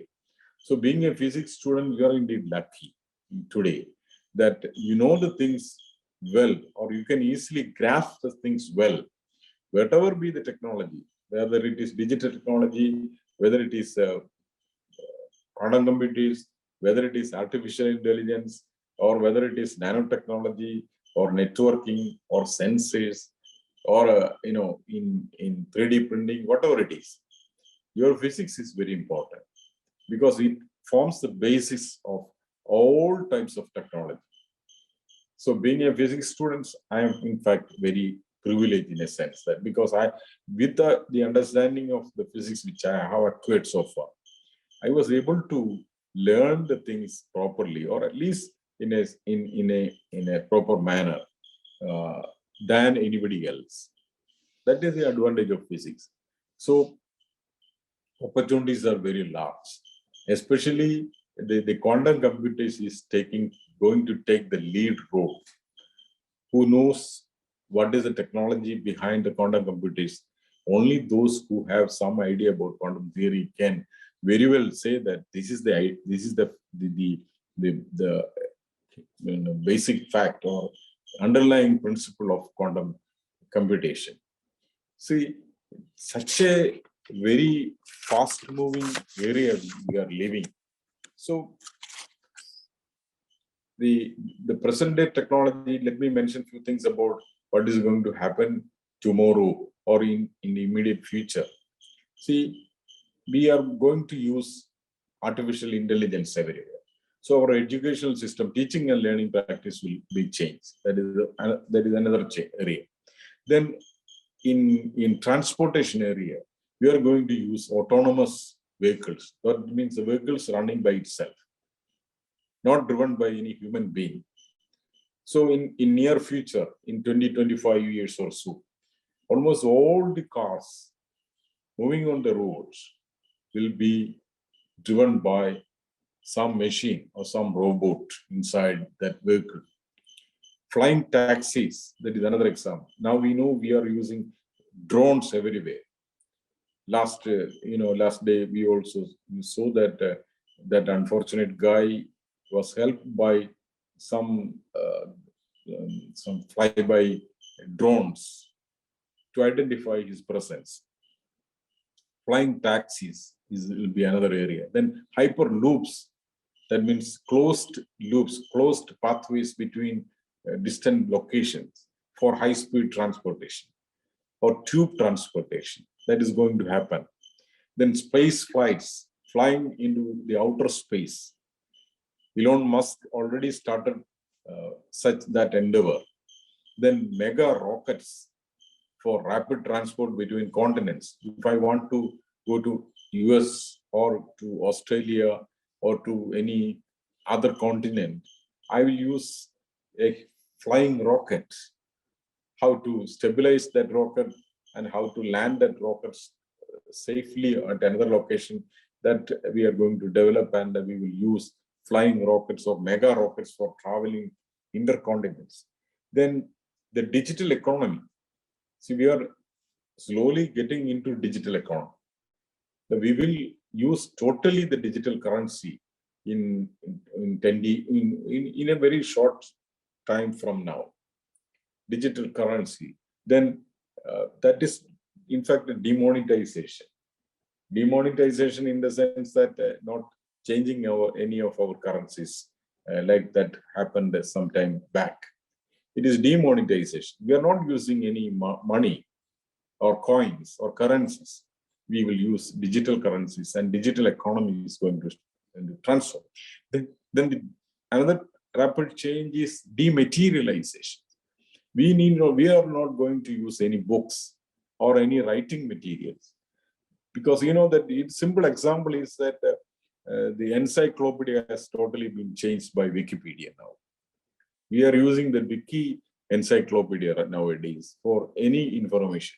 For any information, we are depending the digital platforms or digital technology or digital area where we can find books, we can read books. Not only read books, we are very lazy enough, they will read inside, our instrument will read for us. We just simply sit in front of that instrument, that an instrument will speak, will read. Even they can read our mind and our mind mentality. What type of book I need? My instrument, my computer will judge, and the computer will bring that information from anywhere, from any side of the globe on the screen of my instrument. So that is in fact a dematerialization. We are not in fact using any type. For example, photography. Few years back or even 50 years ago, we were using photographic plates for photos, for recording photographs. Now we are using only digital platform. We have converted that into 0 and 1, 0 and 1, and that 0 and 1 is getting back to converted back into the picture format. Dematerialization. And another thing is democratization. Democratization in the sense that it is not run by a parliament or so. Democracy means people's supremacy. That means all types of technological advancements will become available to all people on earth, irrespective of his or her capacity to acquire. Even for poor and for the rich, it is available. It will be available. So that is the first and the most important practice of democracy in digital world. So these such kinds of things will happen in the future. If such things will happen in the future, then we must get ready for receiving that technology. We must also get ready to use the technology. So those who know the things well can control the things. And if you know the things well, you should know how to operate the things. And how can you acquire that knowledge? Get a knowledge in the basic subjects, get a knowledge in the technological subject, and get a knowledge in the practical world. How to use it. So for that, your physics will be very important and very useful. And let me conclude with these words. I understand that the deliberations which will happen today and tomorrow will add further towards your understanding and it will promote your interest to grasp the technology properly, so that you will lead a very wonderful life tomorrow. I wish that this seminar will be useful for that. And with these words, let me kindly inaugurate this seminar, and also thank the organizers for inviting me to give you a very small lecture. Thank you.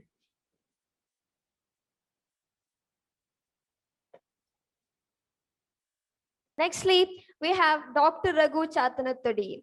He is presently the chairperson of Education Technology and Library of National Institute of Technology, Calicut.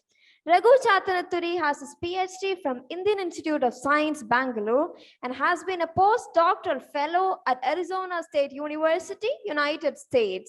He has also worked as former research engineer, GE Global Research, Bangalore, and has more than 20 publications in peer-reviewed journals. In order to deliver the keynote address, I welcome you, sir. Sir, please.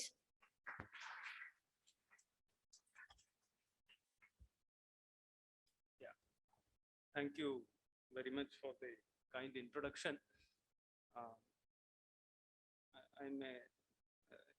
എന്നെ കുറിച്ച് principal madam പറഞ്ഞ മാതിരി NIT-യിൽ ഞങ്ങൾ അത്ര ഭയങ്കര രത്നങ്ങളൊന്നുമല്ല ഇരിക്കുന്നത്. പക്ഷെ may be ഞങ്ങളുടെ എക്സ്പീരിയൻസ് കൊണ്ട് കുറെ സ്റ്റുഡൻസിന് വഴി കാണിച്ചു കൊടുത്തത് കൊണ്ട് ഒരു പക്ഷെ ഞങ്ങളുടെ എക്സ്പീരിയൻസ് നിങ്ങൾക്കൊക്കെ വളരെ വാല്യുബിൾ ആയിരിക്കും. ആ എക്സ്പീരിയൻസ് ഷെയർ ചെയ്യാനായിട്ടാണ് ഞാൻ ഇവിടെ വന്നിരിക്കുന്നത്. So I thank all the people who are involved in organizing this meeting. ഇവിടെ രണ്ട് വ്യക്തികളെ എനിക്ക് വളരെ കാലം മുതൽക്ക് അറിയുന്നതാണ്. ഒന്ന് ജയ മാഡം ഞങ്ങളുടെ ഒരു കൊളീഗായിട്ട് ഒരു സെമസ്റ്ററിന് NIT ഫിസിക്സ് ഡിപ്പാർട്ട്മെന്റിൽ വർക്ക് ചെയ്തതാണ്. പിന്നെ ഷംജിത്ത് ഞങ്ങളുടെ സ്റ്റുഡൻ്റ് ആണ്. എൻ്റെ വളരെ അടുത്തൊരു സുഹൃത്തിൻ്റെ സ്റ്റുഡൻ്റാണ് ഷംജിത്ത് സാർ. അപ്പം അങ്ങനെ അവർ വിളിക്കുമ്പോൾ എനിക്ക് പറ്റില്ല. ഞാൻ സാധാരണ ഇങ്ങനത്തെ നിന്നൊക്കെ വലിഞ്ഞ് രക്ഷപ്പെടുന്നതാണ്. പക്ഷെ ജയ വിളിക്കുമ്പോൾ അങ്ങനെ ഒരു അവസരം ഉണ്ടായില്ല. അപ്പോൾ നേരത്തെ രതി മാഡത്തിനുണ്ടായ അതേമാതിരി ഒരു സംശയം ഇതൊരാഴ്ച മുമ്പ് പറഞ്ഞതാണ്. അപ്പൊ ഈ ഫ്യൂച്ചർ ഇൻ ഫിസിക്സ് ആണോ ഓഫ് ഫിസിക്സ് ആണോ എന്ന് എനിക്കൊരു സംശയം ഉണ്ടായി. അപ്പൊ നേരത്തെ മാഡം തിരിഞ്ഞു നോക്കിയിട്ട് തിരുത്തിയപ്പോഴാണ് ഞാനും ഇത് തെറ്റായി എഴുതി വെച്ചിരിക്കും. ഫ്യൂച്ചർ ഇൻ ഫിസിക്സിനെ ഇന്നലെ ഞങ്ങൾ ചർച്ച ചെയ്തതും കൂടിയാണ് ഫോണിൽ എന്താണ് ഈ ടൈറ്റിലിന്റെ എന്നുള്ളത്. എന്നിട്ടും ഞാൻ തെറ്റ് തിരുത്തിയിരുന്നില്ല. ഇപ്പൊ എന്തായാലും തിരുത്തിയിട്ടുണ്ട്. പക്ഷെ ആലോചിച്ച് നോക്കുമ്പോ ഈ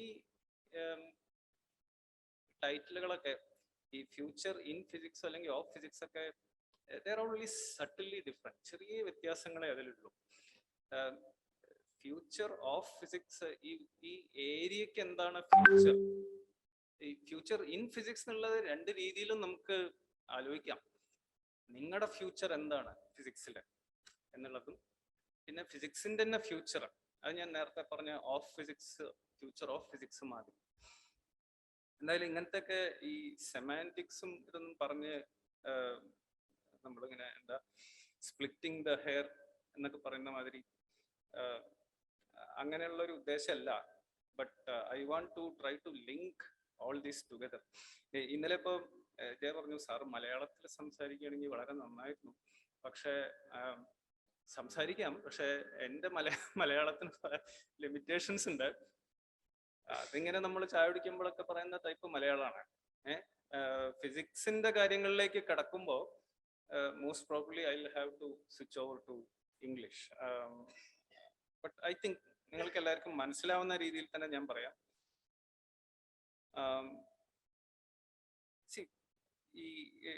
it is a very interesting workshop. ഇങ്ങനെ ഒരു വർക്ക്ഷോപ്പ് ഒരു പക്ഷേ ഞങ്ങളുടെ MSc സ്റ്റുഡൻസിന് ചെയ്യാറില്ല. അവിടുത്തെ ഷെഡ്യൂളുകളുടെ ഒക്കെ ടൈറ്റ്നെസ്സും അതൊക്കെ പറഞ്ഞിട്ടാണ് ഞങ്ങൾക്ക് അങ്ങനത്തെ ഒരു എക്സ്ക്യൂസ് എടുക്കാം. ഒരു പക്ഷേ NIT മാതിരി ഒരു സ്ഥാപനത്തിൽ ഈ കുട്ടികൾ വരുമ്പോൾ അവരുടെ കണക്ഷൻസ് അവർ തമ്മിൽ തന്നെ ഉണ്ടാക്കുന്ന കണക്ഷൻസും അതൊക്കെ വെച്ചിട്ട് ദേ ആർ സെൽഫ് സഫിഷ്യന്റ് ഈ കാര്യങ്ങളിലൊക്കെ. അത് നിങ്ങൾക്കും വളർത്തിയെടുക്കാവുന്നേ ഉള്ളൂ. ഇന്ന് ഗൂഗിൾ എന്ന് പറഞ്ഞൊരു സെർച്ച് ടൂൾ നിങ്ങളുടെ കയ്യിലുണ്ട്, നിങ്ങളുടെ ഫോണിലുണ്ട്. കുറെ അനാവശ്യ കാര്യങ്ങൾ നിങ്ങൾ ഗൂഗിളിൽ സെർച്ച് ചെയ്യണതിന്റെ കൂട്ടത്തില് നിങ്ങൾക്ക് ഫിസിക്സിൽ എന്ത് ചെയ്യാൻ പറ്റും എന്നുള്ളതും നിങ്ങൾക്ക് സെർച്ച് ചെയ്യാം. അതിനുള്ളൊരു ഇൻട്രസ്റ്റ്, അതിനുള്ളൊരു മോട്ടിവേഷൻ, ഒരു പുഷ് ഉണ്ടാക്കുന്നതാണ് ഈ വർക്ക്ഷോപ്പിന്റെ ഒരു ഉദ്ദേശം എന്നാണ് ഞാൻ മനസ്സിലാക്കിയിട്ടുള്ളത്. ഓക്കെ, ഈ motivation is very important. You have to push yourself. ഇപ്പോ കുറച്ച് ദിവസമായിട്ട് ആ ഒരു പഹയൻ നമ്മുടെയൊക്കെ പത്രത്തിലും പിന്നെ ഫേസ്ബുക്കിലും മീഡിയയിലൊക്കെ കയറി നിൽക്കുന്നു. ബാബു അവൻ ആവശ്യമില്ലാത്തൊരു പണി ചെയ്തു. കേറിയിട്ട് അവൻ ഇന്ന് എൻ്റെ ഭാര്യ എനിക്ക് വായിച്ചു തന്ന ഒരു ഫേസ്ബുക്ക് ന്യൂസാണ്. ഒരു ജന്തുവും എത്തിപ്പെടാൻ പറ്റാത്ത ഒരു പൊത്തിൽ പോയി ബാബു വന്ന് വീണുവെന്ന്. എന്തായിരുന്നു അവന്റെ motivation? Just to claim something. ഞാൻ പഠിച്ചതൊക്കെ മൈസൂരാണ് കേട്ടോ. മൈസൂർ ഞാൻ +2 വരെ. അത് കഴിഞ്ഞിട്ട് അവിടെ ഒരു കോളേജ് ഉണ്ട്, റീജിയണൽ കോളേജ് ഓഫ് എഡ്യൂക്കേഷൻ എന്ന് പറയും. ഇന്ന് അതിനെ regional institute of education, NCERT നടത്തുന്ന ഒരു കോളേജാണ്. അവിടെയാണ് ഞാൻ പഠിച്ചത്. 4 വർഷം BSc + B.Ed. BSc Ed എന്നൊരു ഇന്റഗ്രേറ്റഡ് ഡിഗ്രി ഉണ്ട്. അതിൻ്റെ ഈ അവസാന സെമസ്റ്ററിൽ, 8ാമത്തെ സെമസ്റ്ററിൽ മൈസൂരിൽ പോയവരൊക്കെ ഉണ്ടാവില്ലോ അവിടെ. മൈസൂർ എത്താറാകുമ്പോൾ വലിയൊരു കുന്നുണ്ട്, ചാമുണ്ഡി എന്ന് പറഞ്ഞിട്ട്. ഈ ചാമുണ്ഡിയുടെ ഓരോ ഭാഗങ്ങളിലൊക്കെ ഇങ്ങനെ പാറയാണ്. ഞങ്ങളുടെ കോളേജിൽ നിന്ന് ഞങ്ങളുടെ ഈ ഫൈനൽ ഇയർ ബാച്ച് ഒരു റോക്ക് ക്ലൈംബിങ്ങിന് പോയി. അന്ന് ഭാഗ്യത്തിന് ഈ ബാബുവിന്റെ സ്ഥിതിയല്ല, ഒരു കയറൊക്കെ ഉണ്ടായിരുന്നു. അങ്ങനെ നമ്മുടെ അവിടുത്തെ മൈസൂർ ബേസ്ഡ് ആയിട്ടുള്ള ഒരു NCC യൂണിറ്റിലെ ഓഫീസേഴ്സാണ് ഇത് നടത്തിയത് എന്നാ എൻ്റെ ഓർമ്മ. അനേകം വർഷങ്ങൾക്ക് മുമ്പാണ്. അപ്പൊ കയറിക്കോളൂ എന്ന് പറഞ്ഞിട്ട് വലിയൊരു പാറയുടെ അതിങ്ങനെ കർവിങ് ഔട്ട്വേർഡ്സ് ആണ്. ഇത് കുറച്ച് കയറി കഴിഞ്ഞപ്പോ ഞാൻ പിന്നിലേക്ക് നോക്കിയപ്പോ താഴേക്കും പോകാൻ പറ്റില്ല, ഈ കയറ് പിടിവിടാനും പറ്റില്ല, മുകളിലേക്കാണെങ്കിൽ ഒന്നും കാണാനില്ല. ഈ പാറ ഇങ്ങനെ കോൺകേവ് ആയിട്ട് കർവ് ചെയ്യാണ്. പിന്നെ മുകളിൽ എന്താന്നും അറിയില്ല. അപ്പൊ നിങ്ങൾ ബാബുവിന്റെ ഒരു അവസ്ഥ ആലോചിച്ചു. സ്പെൻഡിങ് 40 hours എലോൺ, എക്സ്ട്രീം ക്ലൈമറ്റില്. അയാളുടെ മോട്ടിവേഷൻ, അയാൾ ഇന്ന് ജീവിച്ചിരിക്കും. ബാബുവിന്റെ ഈ അഡ്വെഞ്ചർ കൊണ്ട് നമുക്ക് വേറെ കുറെ അറിവുകൾ കിട്ടി. ഒന്ന്, ഒരാൾക്ക് ഇങ്ങനെ സർവൈവ് ചെയ്യാം, ഇന്ത്യക്കാരനാണെങ്കിലും സർവൈവ് ചെയ്യാം. രണ്ടാമത്തത്, നമ്മുടെ ആർമിയിലും എയർഫോഴ്സിലൊക്കെ ദർ ആർ എക്സലന്റ് മൗണ്ടൈനിയേഴ്സ്. നമ്മൾ തീരെ വിചാരിച്ചിട്ടില്ല അങ്ങനെ ഈ മദ്രാസിലോ ബാംഗ്ലൂരിലോ ബേസ്ഡ് ആയിട്ടുള്ള അങ്ങനത്തെ മൗണ്ടൈനിയേഴ്സ് ഉണ്ടാവുന്നില്ല. അങ്ങനെ പല കാര്യങ്ങളും നമ്മൾ അറിഞ്ഞു. But that spirit of adventure. ഇതല്ലാതെ ഞാൻ ഫേസ്ബുക്കിൽ അയാളെ ചീത്ത പറയുന്ന കുറെ പോസ്റ്റുകൾ കേട്ടോ. ഇയാൾക്ക് വേറെ പണിയില്ലേ, ഇയാൾക്ക് മര്യാദയ്ക്ക് വീട്ടിലിരുന്ന പോലെ, ഇങ്ങനെയൊക്കെയുള്ള പല പരാമർശങ്ങളും ഞാൻ അറിഞ്ഞു. What is it that drives people? അതാണ് നമ്മളെ ഈ ഒരു വർക്ക്ഷോപ്പിൽ നിന്ന് നിങ്ങളെ എന്ത് മോട്ടിവേറ്റ് ചെയ്യണം? What should push you? ഇതൊരു അഡ്വെഞ്ചറാണ്. ഇതില് ഗെയിൻസ് ഓർ ലോസസ് ഒന്നും ഇല്ല. അഡ്വെഞ്ചറിൽ അങ്ങനെയൊന്നുമില്ല. ആ ഒരു എക്സ്പീരിയൻസ് ആണ് ഏറ്റവും പ്രധാനം. നിങ്ങളത് ചെയ്തു എന്നുള്ളത്. എന്താണ് ചെയ്യുള്ളത്? ലോകത്തിലെ ഏറ്റവും ബുദ്ധിമുട്ടുള്ള ക്വസ്റ്റ്യൻസ് മനുഷ്യന്, what comes to the mind of humans, ആ ക്വസ്റ്റ്യൻസിനെ നമ്മൾ അഡ്രസ് ചെയ്യാൻ ശ്രമിക്കുക.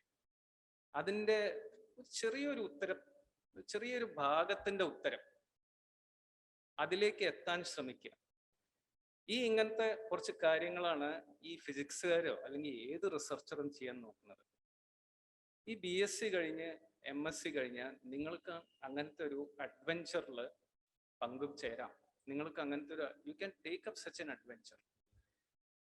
അതിന് കുറച്ച് പ്രിപ്പറേഷനും കുറച്ച് ബുദ്ധിമുട്ടുകളും, സിനിമയ്ക്ക് പോക്കോ അല്ലെങ്കിൽ കുറെ നേരം ഇരുന്ന് യൂട്യൂബിൽ പാട്ട് കേൾക്കലോ, ഇതൊക്കെ കുറച്ച് നമ്മൾ ഒഴിവാക്കേണ്ടി വരും. But the adventure itself should motivate U. Okay, അപ്പൊ അതൊരു അഡ്വെഞ്ചറായി കാണണം. which try to motivate a person like Babu. But you are not scaling some physical rock, you are scaling a mental rock. അതിൽ ഇങ്ങനത്തെ അഡ്വെഞ്ചറിൽ നിങ്ങൾ ആദ്യം നിങ്ങളായ ഒരു ബാരിയർ പണിയെടുക്കാനും നിങ്ങളുടെ മനസ്സ് ആ വഴി കൊണ്ടുപോകാനൊക്കെ ഉള്ള ആ ഒരു ബാരിയറാണ് നിങ്ങൾ ആദ്യം മറികടക്കേണ്ടത്. ഓക്കെ, സോ അത് കഴിഞ്ഞാൽ വൺസ് യു ആർ പ്രിപ്പയർഡ്, ഇപ്പൊ ഞാൻ once you are prepared what will you do? അതിനൊരു എക്സാമ്പിൾ ആയിട്ട് ഞാൻ പറയാം. പലതരത്തിലുള്ള ആൾക്കാരെ കാണാം. ഞങ്ങൾ NIT-യിൽ we see so many different students, people who are not extremely good in academics, people who are excellent in academics, people who are അവര് അക്കാഡമിക് പെർഫോമൻസ് ഒക്കെ ഒരു ആവറേജ് ആണെങ്കിൽ അവർ ഭയങ്കര മോട്ടിവേറ്റഡ് ആണ്. എന്തെങ്കിലും ഒന്ന് ചെയ്യണം, എന്തെങ്കിലും ഒരു പരീക്ഷ എഴുതണം, എന്നിട്ട് എന്തെങ്കിലും ഒരു IAS അല്ലെങ്കിൽ അങ്ങനെ എന്തെങ്കിലുമൊക്കെ, അല്ലെങ്കിൽ പുറത്തു പോകണം, രാജ്യത്തിന്റെ പുറത്തു പോയിട്ട് ഒരു സ്ഥാപനത്തിൽ പഠിക്കണം. ഇങ്ങനെയൊക്കെ മോട്ടിവേറ്റ് ആയുള്ള കുറെ കുട്ടികളെ കാണാം. ഓക്കെ, പിന്നെ ഒരു പ്രത്യേക ഫോക്കസും ഇല്ലാത്ത, ഇടയ്ക്കിടയ്ക്ക് അവരുടെ ഫോക്കസ് മാറിക്കൊണ്ടിരിക്കുന്ന അങ്ങനെയുള്ള സ്റ്റുഡൻസിനെയും കാണാം. ഈ പറഞ്ഞ ഈ രണ്ടാമത്തെ ഇനത്തിൽ പെട്ടതാണ് ഞാൻ എന്നാണ് എനിക്ക് തോന്നണത്. ഞാൻ എൻ്റെ തന്നെ ഒരു എക്സാമ്പിൾ ആയിട്ട് ഞാൻ ഐ ബ്രീഫ്ലി ഡിസ്ക്രൈബ് ഇത്. എൻ്റെ ഒരു മാതൃക നിങ്ങൾ എടുക്കണം എന്നൊന്നും വിചാരിച്ചിട്ടല്ല. As I said, I did BSc in physics. അത് മൈസൂർ യൂണിവേഴ്സിറ്റിയിൽ അന്ന് ഈ കോളേജിന് വേണ്ടിയിട്ട് ഈ കോളേജിന്റെ ഉദ്ദേശം, റീജിയണൽ ഇൻസ്റ്റിറ്റ്യൂട്ട് ഓഫ് എഡ്യൂക്കേഷന്റെ ഉദ്ദേശം സയൻസും പിന്നെ സോഷ്യൽ സ്റ്റഡീസും ഹ്യൂമാനിറ്റീസിലും അധ്യാപകരെ പ്രിപ്പയർ ചെയ്യാനാണ്. അപ്പൊ അവിടെ ഹൈസ്കൂൾ ലെവലിലേക്കാണ്. അപ്പൊ അവിടെ ഫിസിക്സും കെമിസ്ട്രിയും മാത്തമാറ്റിക്സും ഈ 3 വിഷയവും മെയിൻ സബ്ജക്ട്സ് ആയിരുന്നു. ഇവിടുത്തെ യൂണിവേഴ്സിറ്റി സിസ്റ്റത്തിലെ മാതിരി ഒരു മെയിനും 2 സബും അങ്ങനെയല്ല. ഓക്കെ, ഇതേമാതിരി കെമിസ്ട്രി, ബോട്ടണി, സുവോളജി അങ്ങനെ ഒരു ഗ്രൂപ്പ് ഉണ്ടായിരുന്നു. ബയോളജി ഓറിയന്റഡ് ആയിട്ടുള്ള ടീച്ചർമാരെ പ്രൊഡ്യൂസ് ചെയ്യാം. അത് കഴിഞ്ഞ് എൻ്റെ ഭാഗ്യവശാൽ എനിക്ക് യൂണിവേഴ്സിറ്റി ഓഫ് ഹൈദരാബാദിൽ പോകാൻ പറ്റി. ഇന്ന് university of Hyderabad is one of the top universities in India. Okay, ഒരു ഗുണം അവിടെ അക്കാഡമിക് ഓറിയന്റഡ് റിസർച്ച് വളരെ ശക്തമായിട്ടുള്ള രീതിയിൽ കൊണ്ടു നടക്കുന്ന ഒരു യൂണിവേഴ്സിറ്റിയാണ്. അവിടുത്തെ കെമിസ്ട്രി ഡിപ്പാർട്ട്മെന്റ് ഒക്കെ കെമിസ്ട്രി റിസർച്ചിൽ അങ്ങേ അറ്റത്തെ ലെവലിലാണ്. ഫിസിക്സും ഒട്ടും മോശമില്ല. അങ്ങനെ ഒരു സ്ഥാപനത്തിൽ ചെന്ന് അവിടുത്തെ ഒരു കരിക്കുലത്തിൽ എനിക്ക് പഠിക്കാനുള്ളൊരു ഭാഗ്യം ഉണ്ടായി. അത് കഴിഞ്ഞ ഉടനെ വീണ്ടും ഭാഗ്യവശാൽ എനിക്ക് I could get easily admitted into Indian Institute of Science. പക്ഷെ ഇന്ത്യൻ ഇൻസ്റ്റിറ്റ്യൂട്ട് ഓഫ് സയൻസിൽ ഞാൻ ചേർന്നത് ഫിസിക്സിലല്ല, ഞാൻ ചേർന്നത് solid state and structural chemistry unit എന്ന് പറഞ്ഞ ഒരു ചെറിയൊരു ഡിപ്പാർട്ട്മെന്റ് ഉണ്ട്. ഈ ഡിപ്പാർട്ട്മെന്റ് അത് മെറ്റീരിയൽസ് പഠിക്കാനായിട്ടാണ്. അവിടെ ആ ലെവലിൽ IISc മാതിരി ഒരു സ്ഥാപനത്തിൽ എത്തിക്കഴിഞ്ഞാൽ നിങ്ങൾക്ക് you don't have boundaries of subjects. You can, being a MSc physics graduate, you can easily join electrical engineering, or you can join computer science, or you can join chemistry. കാരണം എന്താ വെച്ചാൽ there is a lot of chemistry in physics and a lot of physics in chemistry. അപ്പോൾ അങ്ങനെ ഞാൻ അവിടെ join ചെയ്തു. അവിടെ 5-6 വർഷം എടുത്തു എൻ്റെ PhD ചെയ്യാൻ. അത് കഴിഞ്ഞ് ഞാൻ ഒരു പോസ്റ്റ് ഡോക്ടറൽ ഇതിന് പോയി. ഒരു 2 വർഷം കഴിഞ്ഞു.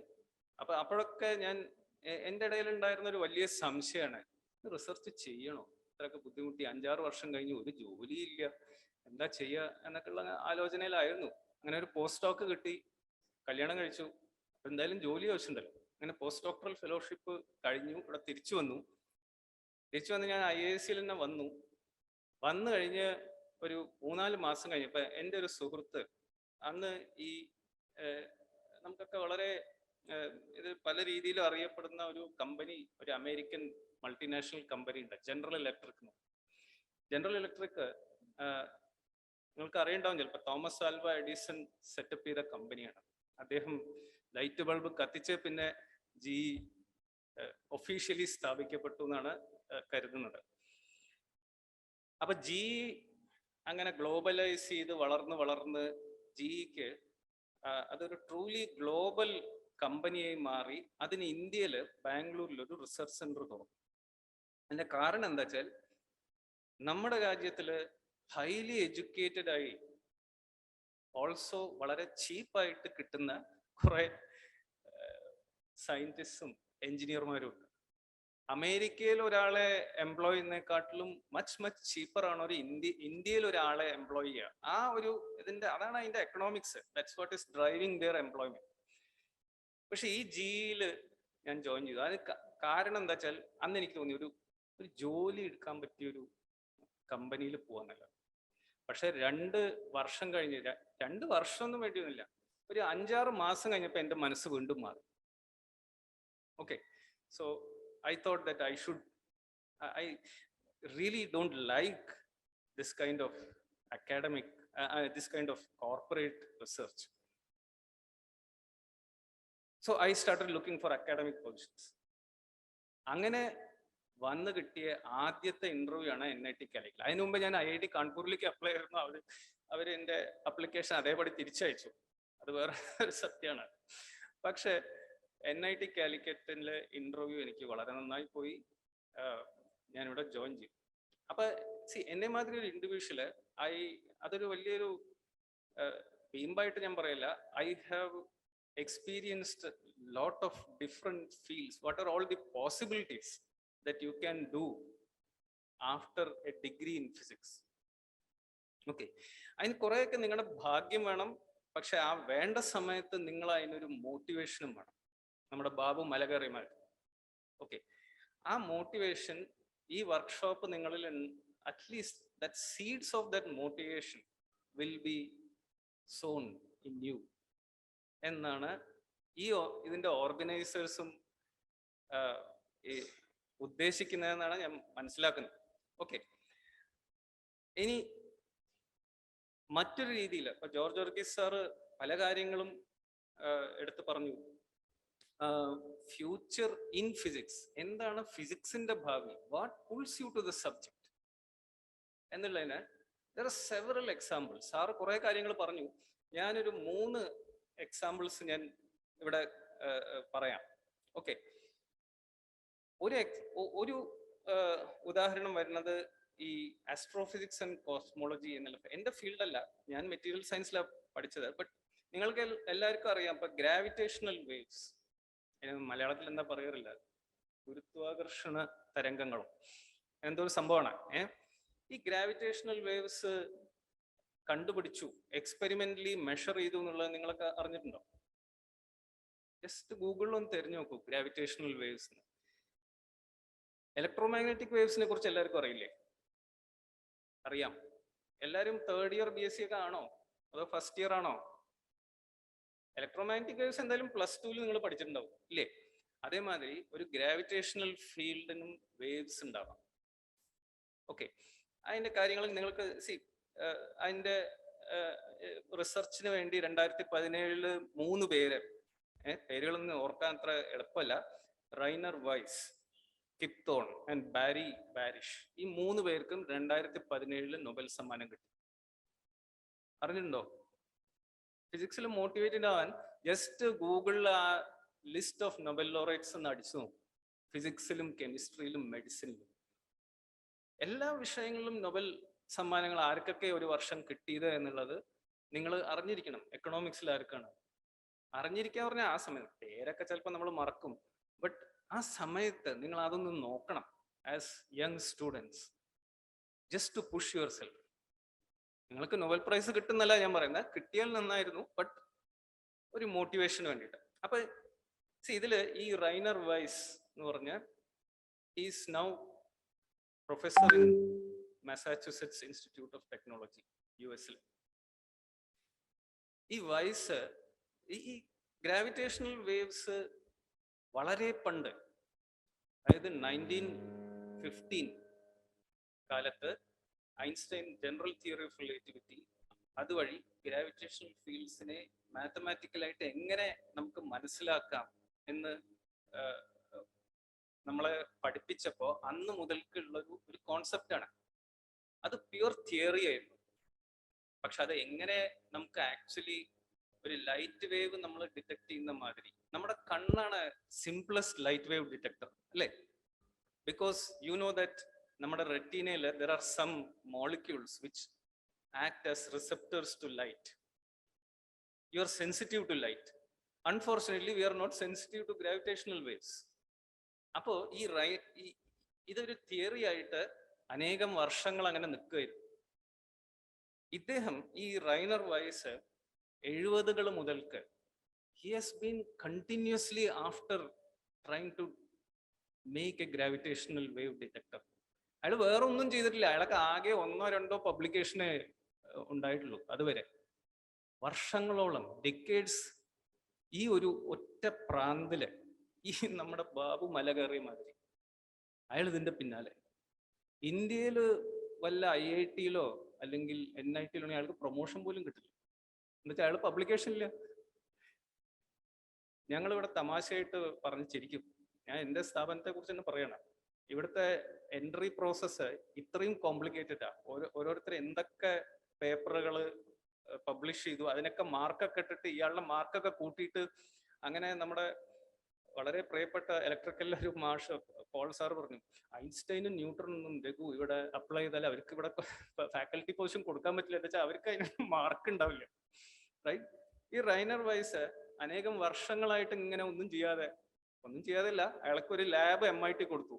അതെന്താ അത്? കാരണം എന്താ വെച്ചാൽ MIT മാതിരിയുള്ള സ്ഥാപനങ്ങൾ ദേ ഹാവ് ഒരു ഇൻസ്റ്റിറ്റ്യൂഷണൽ ഇൻട്യൂഷൻ ഉണ്ട് അവർക്ക്. ഇയാള് ഒരു കാലത്ത് ഒരു വലിയ ആളാവും. ഞാൻ റീസെന്റ് MIT ഫിസിക്സിന്റെ വെബ്സൈറ്റിൽ പോയി എന്തോ ഒരു കാര്യം നോക്കാൻ വേണ്ടിയിട്ടാണ്. അവിടെ വെബ്സൈറ്റില് with great pride they have written the faculty has currently 3 Nobel laureates. Unfortunately നമ്മുടെ രാജ്യത്തിൽ ഒരു ഡിപ്പാർട്ട്മെന്റിലോ അങ്ങനെ ഒരു സ്റ്റേറ്റ്മെന്റ് എഴുതി വെക്കാൻ പറ്റില്ല. അതെന്താ വെച്ചാൽ നമുക്ക് ആ ഇൻസ്റ്റിറ്റ്യൂഷണൽ ഇൻട്യൂഷൻ ഇല്ല. ഇയാളിപ്പോ ഒന്നും ചെയ്യുന്നില്ല, പക്ഷെ 10-15 വർഷം കഴിഞ്ഞാൽ അയാൾ ചെയ്യായിരിക്കാം. ആ ഒരു ഇൻട്യൂഷൻ ഇല്ല. ഇയാളൊന്നും ചെയ്യുന്നില്ല, അയാളെ എവിടെ വെച്ചാൽ പോട്ടെ, അയാൾ റിട്ടയർ ചെയ്ത് പോകും കുറച്ച് കഴിഞ്ഞാൽ. അങ്ങനെ നമ്മൾ ചിന്തിക്കും അല്ലേ? സോ ഇങ്ങനെയുള്ള സിറ്റുവേഷൻസ് ഉണ്ട് വേർ കുറെ കാലം മുമ്പേ ഒരു മഹാനായ മനുഷ്യൻ അയാളുടെ മാത്തമാറ്റിക്കൽ ഇൻട്യൂഷൻ കൊണ്ട് ഒരു കാര്യം പ്രവചിച്ചു. അത് അനേകം വർഷങ്ങൾക്ക് ശേഷം വീണ്ടും വേറൊരു മഹാനായ മനുഷ്യൻ, just because of his patience and endurance, Babu 40 മണിക്കൂർ അതിൻ്റെ ഇടയിൽ ഇരുന്ന മാതിരി, he endured 30-40 years to build this detector. ഇന്ന് ഗ്രാവിറ്റേഷണൽ വേവ്സ് എന്ന് പറഞ്ഞാൽ അത് നമ്മുടെ രണ്ടാം കണ്ണാണ്. Okay, it is revealing an aspect of the universe which is not visible to you. Isn't it very exciting? നമ്മൾ പ്രപഞ്ചത്തെ കുറിച്ച് അറിയണം. എന്നും രാവിലെ സൂര്യൻ ഉദിക്കുന്നു, നീക്കാരായി, സമയമായി. അത് നമ്മുടെ മുഖത്ത് വെയിൽ വന്ന് തട്ടുമ്പോഴാണ്. നമ്മുടെ മുഖത്ത് ഗ്രാവിറ്റേഷണൽ വേവ്സ് വന്ന് തട്ടുന്നുണ്ടോ? അതുകൊണ്ട് നമുക്കൊന്നും മനസ്സിലാവുന്നില്ല. There's lot of particles which are going through you, neutrinos. You don't even know that they are interacting through you. They are not interacting, they are just going through you. There is dark matter. ഇങ്ങനത്തെ കുറെ exciting, നമുക്ക് സാധാരണ രീതിയിൽ കണ്ടുപിടിക്കാൻ പറ്റാത്ത കുറെ എക്സൈറ്റ്മെന്റ്സ് ഉണ്ട് ഫിസിക്സിൽ. Okay, എൻ്റെ രണ്ടാമത്തെ എക്സാമ്പിൾ എൻ്റെ ഫീൽഡിൽ നിന്ന്. നേരത്തെ ജോർജ് വർഗീസ് സാറ് മെൻഷൻ ചെയ്ത മെറ്റീരിയൽ സയൻസ്. ഞാൻ ചെയ്യുന്നത് മോഡലിംഗ്, അറ്റോമിസ്റ്റിക് മോഡലിംഗ് ഓഫ് മെറ്റീരിയൽ. ഒരു മെറ്റീരിയലിനെ അതിൻ്റെ ആറ്റംസ് നിന്ന് ബിൽഡപ്പ് ചെയ്ത് കൊണ്ടുവരിക. അതിനാണ് നേരത്തെ സാറ് ഡെൻസിറ്റി ഫങ്ഷണൽ തിയറി എന്ന് പറഞ്ഞത്. ഇതേമാതിരി ഈ 60കളിൽ വേറൊരു മഹാനായ ഒരു മനുഷ്യൻ വാൾട്ടർ കോനും അയാളുടെ ഒരു സ്റ്റുഡൻറ്റും കൂടിയിട്ട് ഒരു പേപ്പർ എഴുതി. അതായത് ഒരു അറ്റോമിക് സിസ്റ്റത്തിന്റെ ടോട്ടൽ എനർജി അതിന്റെ ഡെൻസിറ്റിയുടെ ഒരു ഫംഗ്ഷൻ ആണ്. അന്ന് അതൊരു ജസ്റ്റ് ഒരു ക്വാണ്ടം മെക്കാനിക്കൽ ക്യൂരിയോസിറ്റി, ഒരു റിസർച്ച് പേപ്പർ, ഫിസിക്കൽ റിവ്യൂവിൽ ഒരു പേപ്പർ ആയിട്ട് വന്നു. പക്ഷെ ഇന്ന് density functional theory accounts for the largest number of research publications which are put out in material science. ഏറ്റവും കൂടുതൽ പബ്ലിക്കേഷൻസ് വരുന്ന ഒരു ഏരിയയാണ് ഡെൻസിറ്റി ഫങ്ഷണൽ തിയറി. ഇന്ന് അതിന്റെ ഡീറ്റെയിൽസ് ഞാൻ അതിന് കോഡ് എഴുതൊന്നും വേണ്ട. കുറെ പാക്കേജുകളുടെ എൻ്റെ ലാബിൽ ഉപയോഗിക്കുന്നത് അങ്ങനെ ഒരു വളരെ കോംപ്ലിക്കേറ്റഡ് ആയിട്ടുള്ള ഒരു കോഡാണ്. 1 ലക്ഷം to 10 lakh lines of code ഉള്ള ഒരു പാക്കേജ് എൻ്റെ സ്റ്റുഡൻസ് ഉപയോഗിക്കുന്നു. അവർ പല കാര്യങ്ങളും പഠിക്കുന്നു. ഒരു കാറ്റലിസ്റ്റിന്റെ സർഫേസിൽ ഒരു മോളിക്യൂൾ എങ്ങനെ വന്നിരിക്കുന്നു, അതുകൊണ്ട് ആ മോളിക്യൂൾ എങ്ങനെ മാറുന്നു, ഇങ്ങനത്തെ പ്രവർത്തികളാണ് അവർ ചെയ്യുന്നത്. Okay, so Walter Kohn also spend a lot of time. Walter കോനിന്റെ കൂടെ കെമിസ്ട്രിയിൽ വേറൊരു ആളുണ്ടായിരുന്നു. Okay, so both of them together, John Pople, അവർക്ക് രണ്ടുപേർക്കും കൂടിയിട്ട് 1998 ക്വാണ്ടം കെമിസ്ട്രി, അവർക്ക് കെമിസ്ട്രിയിലാണ് നോബൽ പ്രൈസ് കിട്ടിയത്. Okay, again density functional theory and materials modelling is the future of physics. എന്തൊക്കെ തരം മെറ്റീരിയൽസ് വേണം നമുക്ക്, ഈവൻ ഈ സോപ്പ്, ഡിറ്റർജന്റ്, ഇതൊക്കെ ഇന്ന് ഫിസിക്സിൽ വളരെ ഡീപ്പായിട്ട് പഠിച്ചുകൊണ്ടിരിക്കുന്ന കാര്യങ്ങളാണ്. ഒരു പുതിയ ഫീൽഡ് തന്നെ ഇറങ്ങി, soft condensed matter, soft material science. സോപ്പുകളും ജെല്ല്, ഇങ്ങനത്തെ ഒക്കെ മെറ്റീരിയൽസ് എങ്ങനെയാണ് നമ്മൾ ഡെവലപ്പ് ചെയ്യുക, എങ്ങനെയാണ് അത് പഠിക്കുക, വിസ്കോസിറ്റി, എലാസ്റ്റിസിറ്റി, ഈ പ്രോപ്പർട്ടീസ് ഒക്കെ എങ്ങനെ മോഡിഫൈ. ഈ റീസെന്റ് ഞാൻ മനസ്സിലാക്കിയ ഒരു കാര്യം, ഈ ഗോതമ്പിൽ ഒരു കെമിക്കൽ സബ്സ്റ്റൻസ് ഉണ്ട്, നിങ്ങൾക്കറിയോ? ഗ്ലൂട്ടൻ.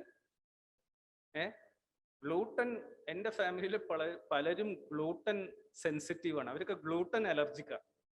എന്താണ് ഈ ഗ്ലൂട്ടൻ? ഈ ഗോതമ്പ് മാവ് നമ്മൾ കുഴച്ച് വെച്ച് കഴിഞ്ഞാൽ കുറച്ച് കഴിഞ്ഞാൽ അത് വികസിച്ച് വരും, അല്ലേ? In fact that property is what makes it important in baking. അല്ലെങ്കിൽ അത് ഒരു അരി കൊണ്ട് അങ്ങനെ ചെയ്യാൻ പറ്റില്ലല്ലോ, അത് അരിയുണ്ടായിട്ട് മാറും, അല്ലേ? There is no viscoelasticity. So gluten is a material which has viscoelasticity, and that's a very important property. അത് പഠിക്കുന്നത് ആ ഫീൽഡ് സോഫ്റ്റ് കണ്ടൻസ് മാറ്റർ ആണ്. മൂന്നാമത്തെ ഒരു എക്സാമ്പിൾ ആയിട്ട്, അതും സാറ് മെൻഷൻ ചെയ്ത മാതിരി, ക്വാണ്ടം ഇൻഫർമേഷൻ ആൻഡ് കമ്പ്യൂട്ടിംഗ്. ഇന്ന് ഏറ്റവും കൂടുതൽ ആൾക്കാർ സംസാരിക്കുന്ന ഒരു വിഷയമാണ്. Okay, quantum information and computing 82-ല് റിച്ചാർഡ് ഫൈൻമാനെ കുറിച്ച് നിങ്ങളൊക്കെ ഫിസിക്സ് വിദ്യാർത്ഥികളെ ഫൈൻമാനെ കുറിച്ച് കേട്ടിട്ടുണ്ടാവുമെന്ന് ഞാൻ വിചാരിക്കുന്നു. Quantum computer can do things which a classical computer, അതായത് അവിടെ ഇരിക്കുന്ന ഡെസ്ക്ടോപ്പോ ലാപ്ടോപ്പോ, ഇതാണ് ഒരു ക്ലാസിക്കൽ കമ്പ്യൂട്ടർ. ഒരു ഉദാഹരണം, ക്ലാസിക്കൽ കമ്പ്യൂട്ടർ. ഒരു ക്ലാസിക്കൽ കമ്പ്യൂട്ടറിന് ചെയ്യാൻ പറ്റാത്ത കാര്യങ്ങൾ ഒരു ക്വാണ്ടം കമ്പ്യൂട്ടറിന് ചെയ്യാം. എന്ത് തരം കാര്യങ്ങളാണ് ഇത്? വീണ്ടും 60-70കളിൽ IBM-ലൊക്കെ പൊന്തി വന്ന ഒരു തിയറിയാണ്. What can a quantum computer do which a classical computer cannot do? ഇപ്പൊ പലരും പൈസ ട്രാൻസ്ഫർ ചെയ്തിട്ടുണ്ട്, അല്ലേ? OTP വരുന്നു, OTP നിങ്ങൾ എൻ്റർ ചെയ്യുന്നു. ഈ OTP അല്ലെങ്കിൽ നിങ്ങൾ ബാങ്കിന്റെ വെബ്സൈറ്റിലേക്ക് ലോഗിൻ ചെയ്താൽ അത് എൻക്രിപ്റ്റഡ് ആണ് എന്നുള്ളൊരു മെസ്സേജൊക്കെ വരും. 8-bit, 16-bit encrypted, 64-bit encrypted, ഇങ്ങനെയൊക്കെ. ഈ എൻക്രിപ്റ്റേഷൻ എന്ന് പറഞ്ഞാൽ, അതായത് ആ മെസ്സേജ് തുറക്കണമെങ്കിൽ ഒരു കോഡ് ഉണ്ട്, ആ കോഡ് നിങ്ങൾ ബ്രേക്ക് ചെയ്യണം. അല്ലെങ്കിൽ ആ കോഡിന് ഒരു കീ ഉണ്ട്, ഒരു താക്കോലുണ്ട്, ആ താക്കോല് കിട്ടിയാലേ നിങ്ങൾക്ക് തുറക്കാൻ പറ്റും. ഓക്കെ, അപ്പൊ പല രീതിയിലും ഈ താക്കോല് തുറക്കാൻ പലരും ശ്രമിക്കുക. എന്താ വെച്ചാൽ ഈ മെസ്സേജിൽ എന്താണ് ഉള്ളത്? ഇതൊരു പൈസ ട്രാൻസ്ഫർ, ആ പൈസ എനിക്ക് എങ്ങനെയും എടുക്കാൻ പറ്റുമോ എന്ന് പല കള്ളന്മാരും ആലോചിക്കുന്നുണ്ട്. നിങ്ങൾക്ക് ഈ മെസ്സേജുകൾ, അത് നമ്മുടെ ലെവലിലുള്ള കൊച്ചു ട്രാൻസാക്ഷൻസ് അല്ല, രാജ്യങ്ങൾ തമ്മിലും ബാങ്കുകൾ തമ്മിലും വലിയ വലിയ ട്രാൻസാക്ഷൻസ് നടക്കും. ആ ട്രാൻസാക്ഷനിൽ ബില്യൺസ് ഓഫ് ഡോളേഴ്സ് ഉണ്ടാവാം. ആ ഒരു ട്രാൻസാക്ഷൻ എനിക്ക് പൊളിക്കാൻ പറ്റും. ക്ലാസിക്കൽ കമ്പ്യൂട്ടിംഗ് പറയണത് അതെനിക്ക് പൊളിക്കാൻ പറ്റില്ല എന്നാണ്. കാരണം എന്താ വെച്ചാൽ ഇതെങ്ങനെ എൻക്രിപ്റ്റ് ചെയ്യുന്ന വെച്ചാൽ, ഒരു വലിയൊരു നമ്പർ ജനറേറ്റ് ചെയ്യും.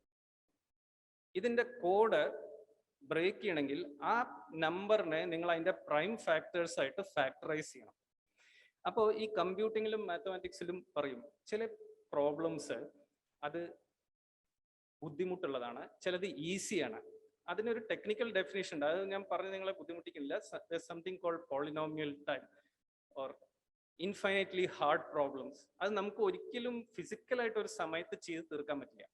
ഈ കോഡിന്റെ എല്ലാ പ്രൈം ഫാക്ടേഴ്സും, ഇപ്പൊ ഒരു 222 എന്നൊരു നമ്പർ തന്നാൽ ചിലപ്പോൾ ഒരു അരമണിക്കൂറിൽ നിങ്ങളൊക്കെ അതിന്റെ പ്രൈം ഫാക്ടേഴ്സ് 2 × 3 × 5 × ആ പ്രൈം ഫാക്ടറൈസേഷൻ ചിലപ്പോൾ നിങ്ങൾ തന്നൂടാന്നില്ല. പക്ഷേ ഈ ബാങ്കിൽ എൻക്രിപ്റ്റ് ചെയ്യുന്ന കോഡുകൾ അങ്ങനെയല്ല. You cannot easily break it in real time. ഒരു കമ്പ്യൂട്ടർ വെച്ചിട്ടും അത് നിങ്ങൾക്ക് റിയൽ ടൈമിൽ സോൾവ് ചെയ്യാൻ പറ്റാത്ത ഒരു പ്രശ്നമാണത്. അതുകൊണ്ട് ആ മെസ്സേജ് സേഫാണ്.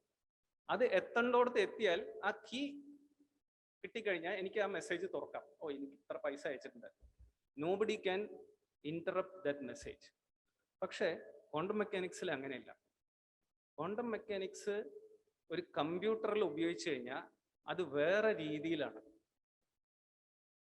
ക്വാണ്ടം മെക്കാനിക്സിന് പല കാൽക്കുലേഷൻസും പാരലായിട്ട് ഒരേ സമയത്ത് നടത്താം.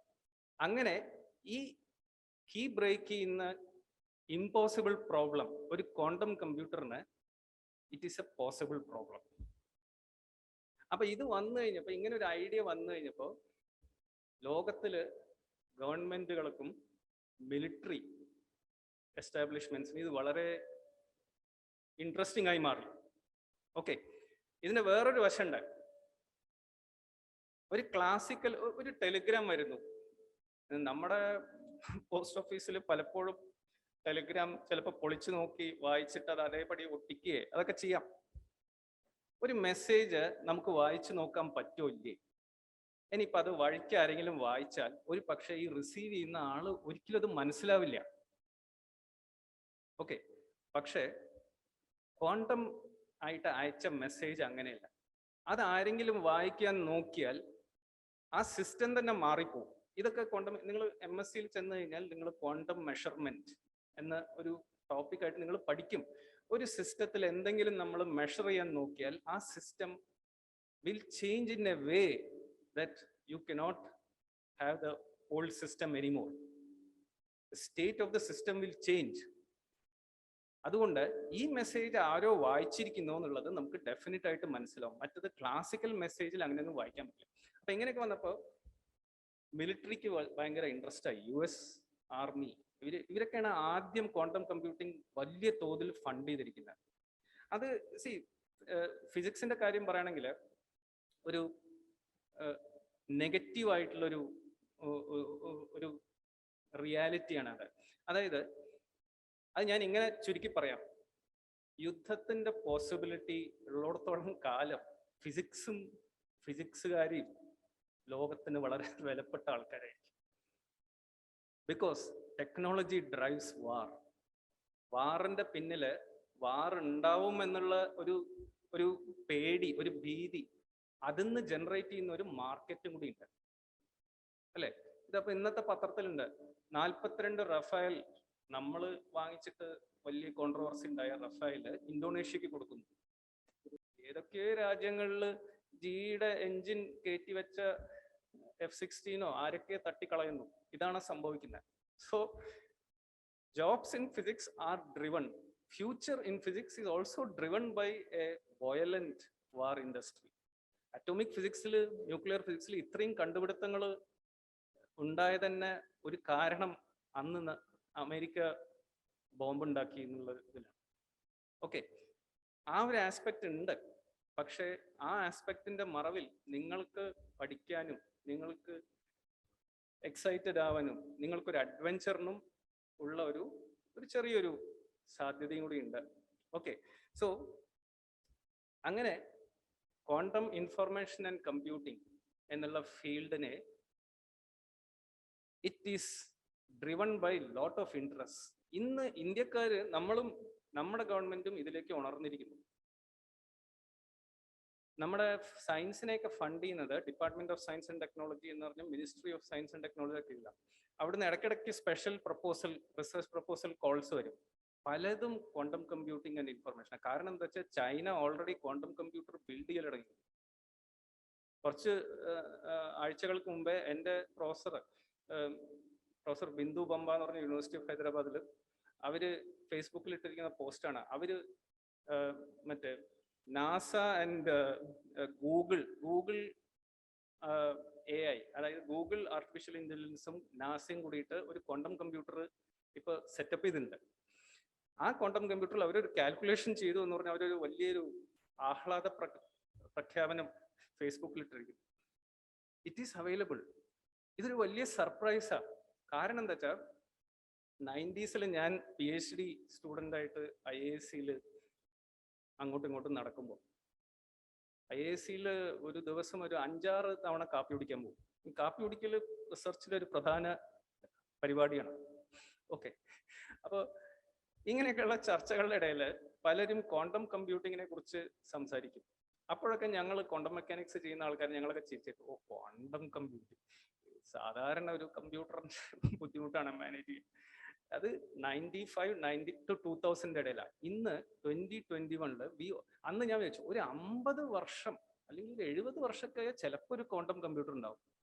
Within 21 years we have a working quantum computer. അത്രയും ഫാസ്റ്റ് ആയിട്ടാണ് ഫ്യൂച്ചർ മാറിക്കൊണ്ടിരിക്കുന്നത്. So there is a future in physics. The future is that of immense change. ഈ ചേഞ്ചുകളുടെ ഇടയിൽ വളരെ ഫണ്ടമെന്റൽ ആയിട്ടുള്ള ചോദ്യങ്ങൾ നമ്മളെ എപ്പോഴും, മനുഷ്യ മനസ്സിനെ എപ്പോഴും, ഇറ്റ്സ് ഓൾവേസ് ബോദറിങ് അസ്. സമയം ശരിക്കും കണ്ടിന്യൂസ് ആയിട്ട് ഫ്ലോ ചെയ്യുന്ന 11:30, അത് കണ്ടിന്യൂസ് ആയിട്ട് 12 മണിയാവും, കുറച്ചും 12:30 അപ്പം നിങ്ങൾക്ക് വിശക്കുന്നു. അങ്ങനെയുള്ള ഈ വളരെ സ്മൂത്ത് ആൻഡ് കണ്ടിന്യൂസ് ആയിട്ട് ഫ്ലോ ചെയ്യുന്ന ടൈം ശരിക്കും അങ്ങനെ ഒരു സാധനം ആണോ, അതോ അതിങ്ങനെ ഡിസ്ക്രീറ്റ് ആയിട്ട് പീസായിട്ട് വരുന്നതാണോ? ഈ സ്പേസ്, ഇവിടെ കുറെ സാധനങ്ങൾ ഇരിക്കുന്നു, ഇതിങ്ങനെ നമ്മൾ താഴേക്ക് പോയി സ്മോളർ സ്കെയിലുകളിലേക്ക് പോയാൽ ഈസ് ഇറ്റ് റിയലി കണ്ടിന്യൂസ്, അതോ അതും ഡിസ്ക്രീറ്റ് ആണോ? നമ്മൾ 1900 എനർജി ഡിസ്കണ്ടിന്യൂസ് ആണെന്ന് പ്ലാങ്ക് കണ്ടുപിടിച്ചു അല്ലേ? അതേമാതിരി ടൈം ആൻഡ് സ്പേസ്, ഈ space time it self discontinuous and discrete. ഇതൊക്കെ ഇന്ന് ചോദിക്കപ്പെടുന്ന വലിയ ചോദ്യങ്ങളാണ്. അതൊക്കെ എക്സ്ട്രീംലി മാത്തമാറ്റിക്കലി ഡിഫിക്കൽട്ടാണ്. പക്ഷെ നിങ്ങൾ വിചാരിച്ചാൽ നിങ്ങൾക്കും അതിൽ പങ്കെടുക്കാൻ പറ്റും. ഇനി നിങ്ങൾക്ക് എഞ്ചിനീയറിങ്ങോ മെഡിസിനോ കിട്ടിയില്ല എന്നുള്ള ഒരു സങ്കടം വേണ്ട. അതുക്കും മീതെയുള്ള കാര്യങ്ങളാണ് നിങ്ങൾ ആലോചിക്കാൻ പോകുന്നത്, നിങ്ങൾക്കൊരു ചാൻസ് ഉള്ളത്. എനിക്കറിയാം കുറെ എഞ്ചിനീയർമാരെ ഞാൻ അവിടെ കാണുന്നുണ്ട്. 21ാം വയസ്സിൽ അവർക്കൊരു ജോലി കിട്ടുന്നു, 2-3 ലക്ഷം രൂപയൊക്കെ ചിലപ്പോൾ ഒരു മാസം കിട്ടും. എന്ത് ചെയ്യാനാന്ന് വെച്ചിട്ട് 30 വയസ്സാകുമ്പോഴേക്കും യു ആർ ലോക്ക്ഡ് അപ്പ്. വേറെ എന്താ ചെയ്യാനുള്ളത്? ഇലക്ട്രിക്കൽ എഞ്ചിനീയറിംഗിൽ ഞാൻ പഠിപ്പിച്ച ഒരു വളരെ ബ്രില്യൻ്റ് ആയിട്ടുള്ള ഒരു പെൺകുട്ടി, ലക്ഷ്മി രഘുനാഥ്, അവളെ ഇപ്പൊ എവിടെയെന്ന് അറിയില്ല, 2010 അവൾ ഇവിടുത്തെ ടോപ്പറായിരുന്നു. അത് കഴിഞ്ഞ് അതിൻ്റെ ഇടയ്ക്ക് ഞങ്ങൾ ഇവിടെ ഒരു ഇൻസ്പയർ സയൻസ് വർക്ക്ഷോപ്പ് ഒക്കെ നടത്തി. അത് കഴിഞ്ഞ് പിന്നെ അവൾക്ക് ഇന്ത്യൻ ഓയിൽ കമ്പനിയിൽ കൊച്ചി റിഫൈനറിയിൽ ജോലി കിട്ടി. അതാ BPCL ജോലി കിട്ടി. അന്ന് ഞാൻ ചോദിച്ചു, ലക്ഷ്മി എന്താ ചെയ്യും? അല്ല സർ, ഞാൻ ഇത് നിർത്തി വെച്ചിട്ട് ഞാൻ ഒരു MTechന് പോകണമെന്നാണ് വിചാരിക്കുന്നത്. എന്താ വെച്ചാൽ എനിക്ക് അവിടുത്തെ പണി, രാവിലെ വന്നാൽ കുറെ സ്വിച്ചുകൾ ഇടുന്നു, കുറെ മീറ്ററുകൾ നോക്കുന്നു, എല്ലാം ശരിയല്ലേ, പിന്നെ എനിക്ക് പണിയൊന്നുമില്ല. ഇതാണോ ഇത്രയും കൂടുതൽ ശമ്പളത്തിന് വേണ്ടി നിങ്ങൾ ചെയ്യുന്ന? ചില ആൾക്കാരൊക്കെ വലിയ വലിയ കാര്യങ്ങൾ ചെയ്യുന്നുണ്ട്. പക്ഷേ നിങ്ങൾക്ക് അതുമാതിരിയുള്ള ഒരു വലിയൊരു ഫ്യൂച്ചർ ബിൽഡപ്പ് ചെയ്യാം, അതിനുള്ള സാധ്യതകളുണ്ട്. Read a lot, learn to communicate well. Okay, എന്നും ഹിന്ദു വായിക്കും.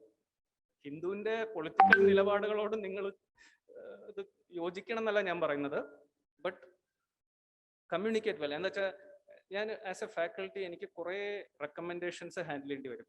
അങ്ങനത്തെ ഒക്കെ സാഹചര്യത്തിൽ ഈ അക്കാഡമിക് ഇൻസ്റ്റിറ്റ്യൂഷൻസ് ചോദിക്കുന്ന ഒരു കാര്യം, can the candidate communicate well, can the candidates write well. അപ്പം നമ്മൾ അതിൻ്റെ ഒരു ജഡ്ജ്മെന്റ് എഴുതണം. അപ്പം കമ്മ്യൂണിക്കേഷൻ, നിങ്ങൾ ജസ്റ്റ് നിങ്ങളുടെ ഫ്രണ്ട്സിൻ്റെ ഇടയിൽ സംസാരിക്കുന്ന അതും ഇമ്പോർട്ടൻ്റ് ആണ്.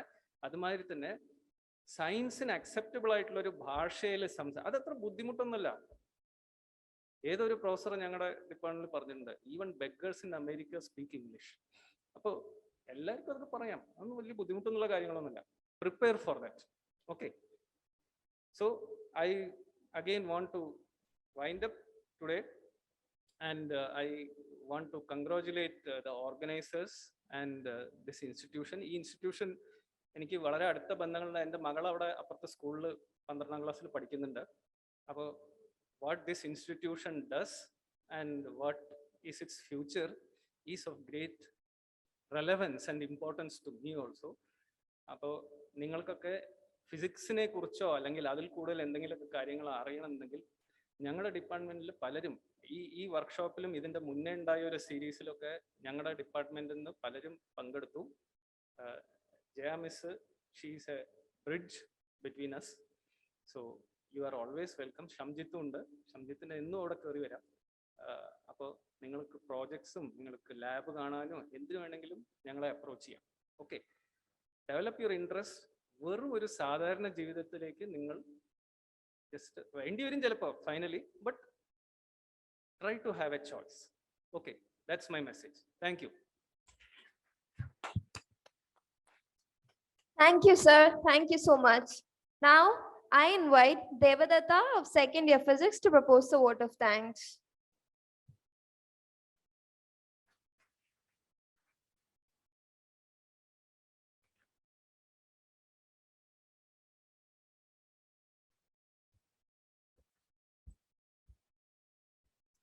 A very good morning to all. It gives me immense pleasure to deliver the vote of thanks for this event to all dignities assembled here. Let me first and foremost thank our principal, Radhi Tambati ma'am, for her stinging support and presence for this joyful occasion. I thank Dr. Raghu Chatanatodi, sir, for gracing our college and sharing with us your opinions and finding your precious time. I extend a very hearty vote of thanks to the Professor George Varghese sir, who spaced time from this busy schedule to grace this occasion online. I thank our beloved HOD Dr. Jaya ma'am for giving us the total concept of this colloquium. I thank CT Abdurrahman sir and Ashley sir in their absence, and also I thank TGM Abraham sir, the Director Diagram, for being the part of the colloquium. My heartfelt thanks to our teachers from this physics department and students for their valuable contribution, guidance, and encouragement in all our efforts. I owe my special gratitude to staff who worked behind the screens for their work in ensuring that this program becomes a memorable success. Last but not least, I thank my friends and distinguished invitees present here, accepting our invitation and for your cooperation in making this morning a joyful occasion. Hope we all can utilize this opportunity to the fullest. Once again, I thank you all for your attention. Thank you. Thank you, Devadatta. With this, we come to an end of our inaugural session. Thank you, everyone.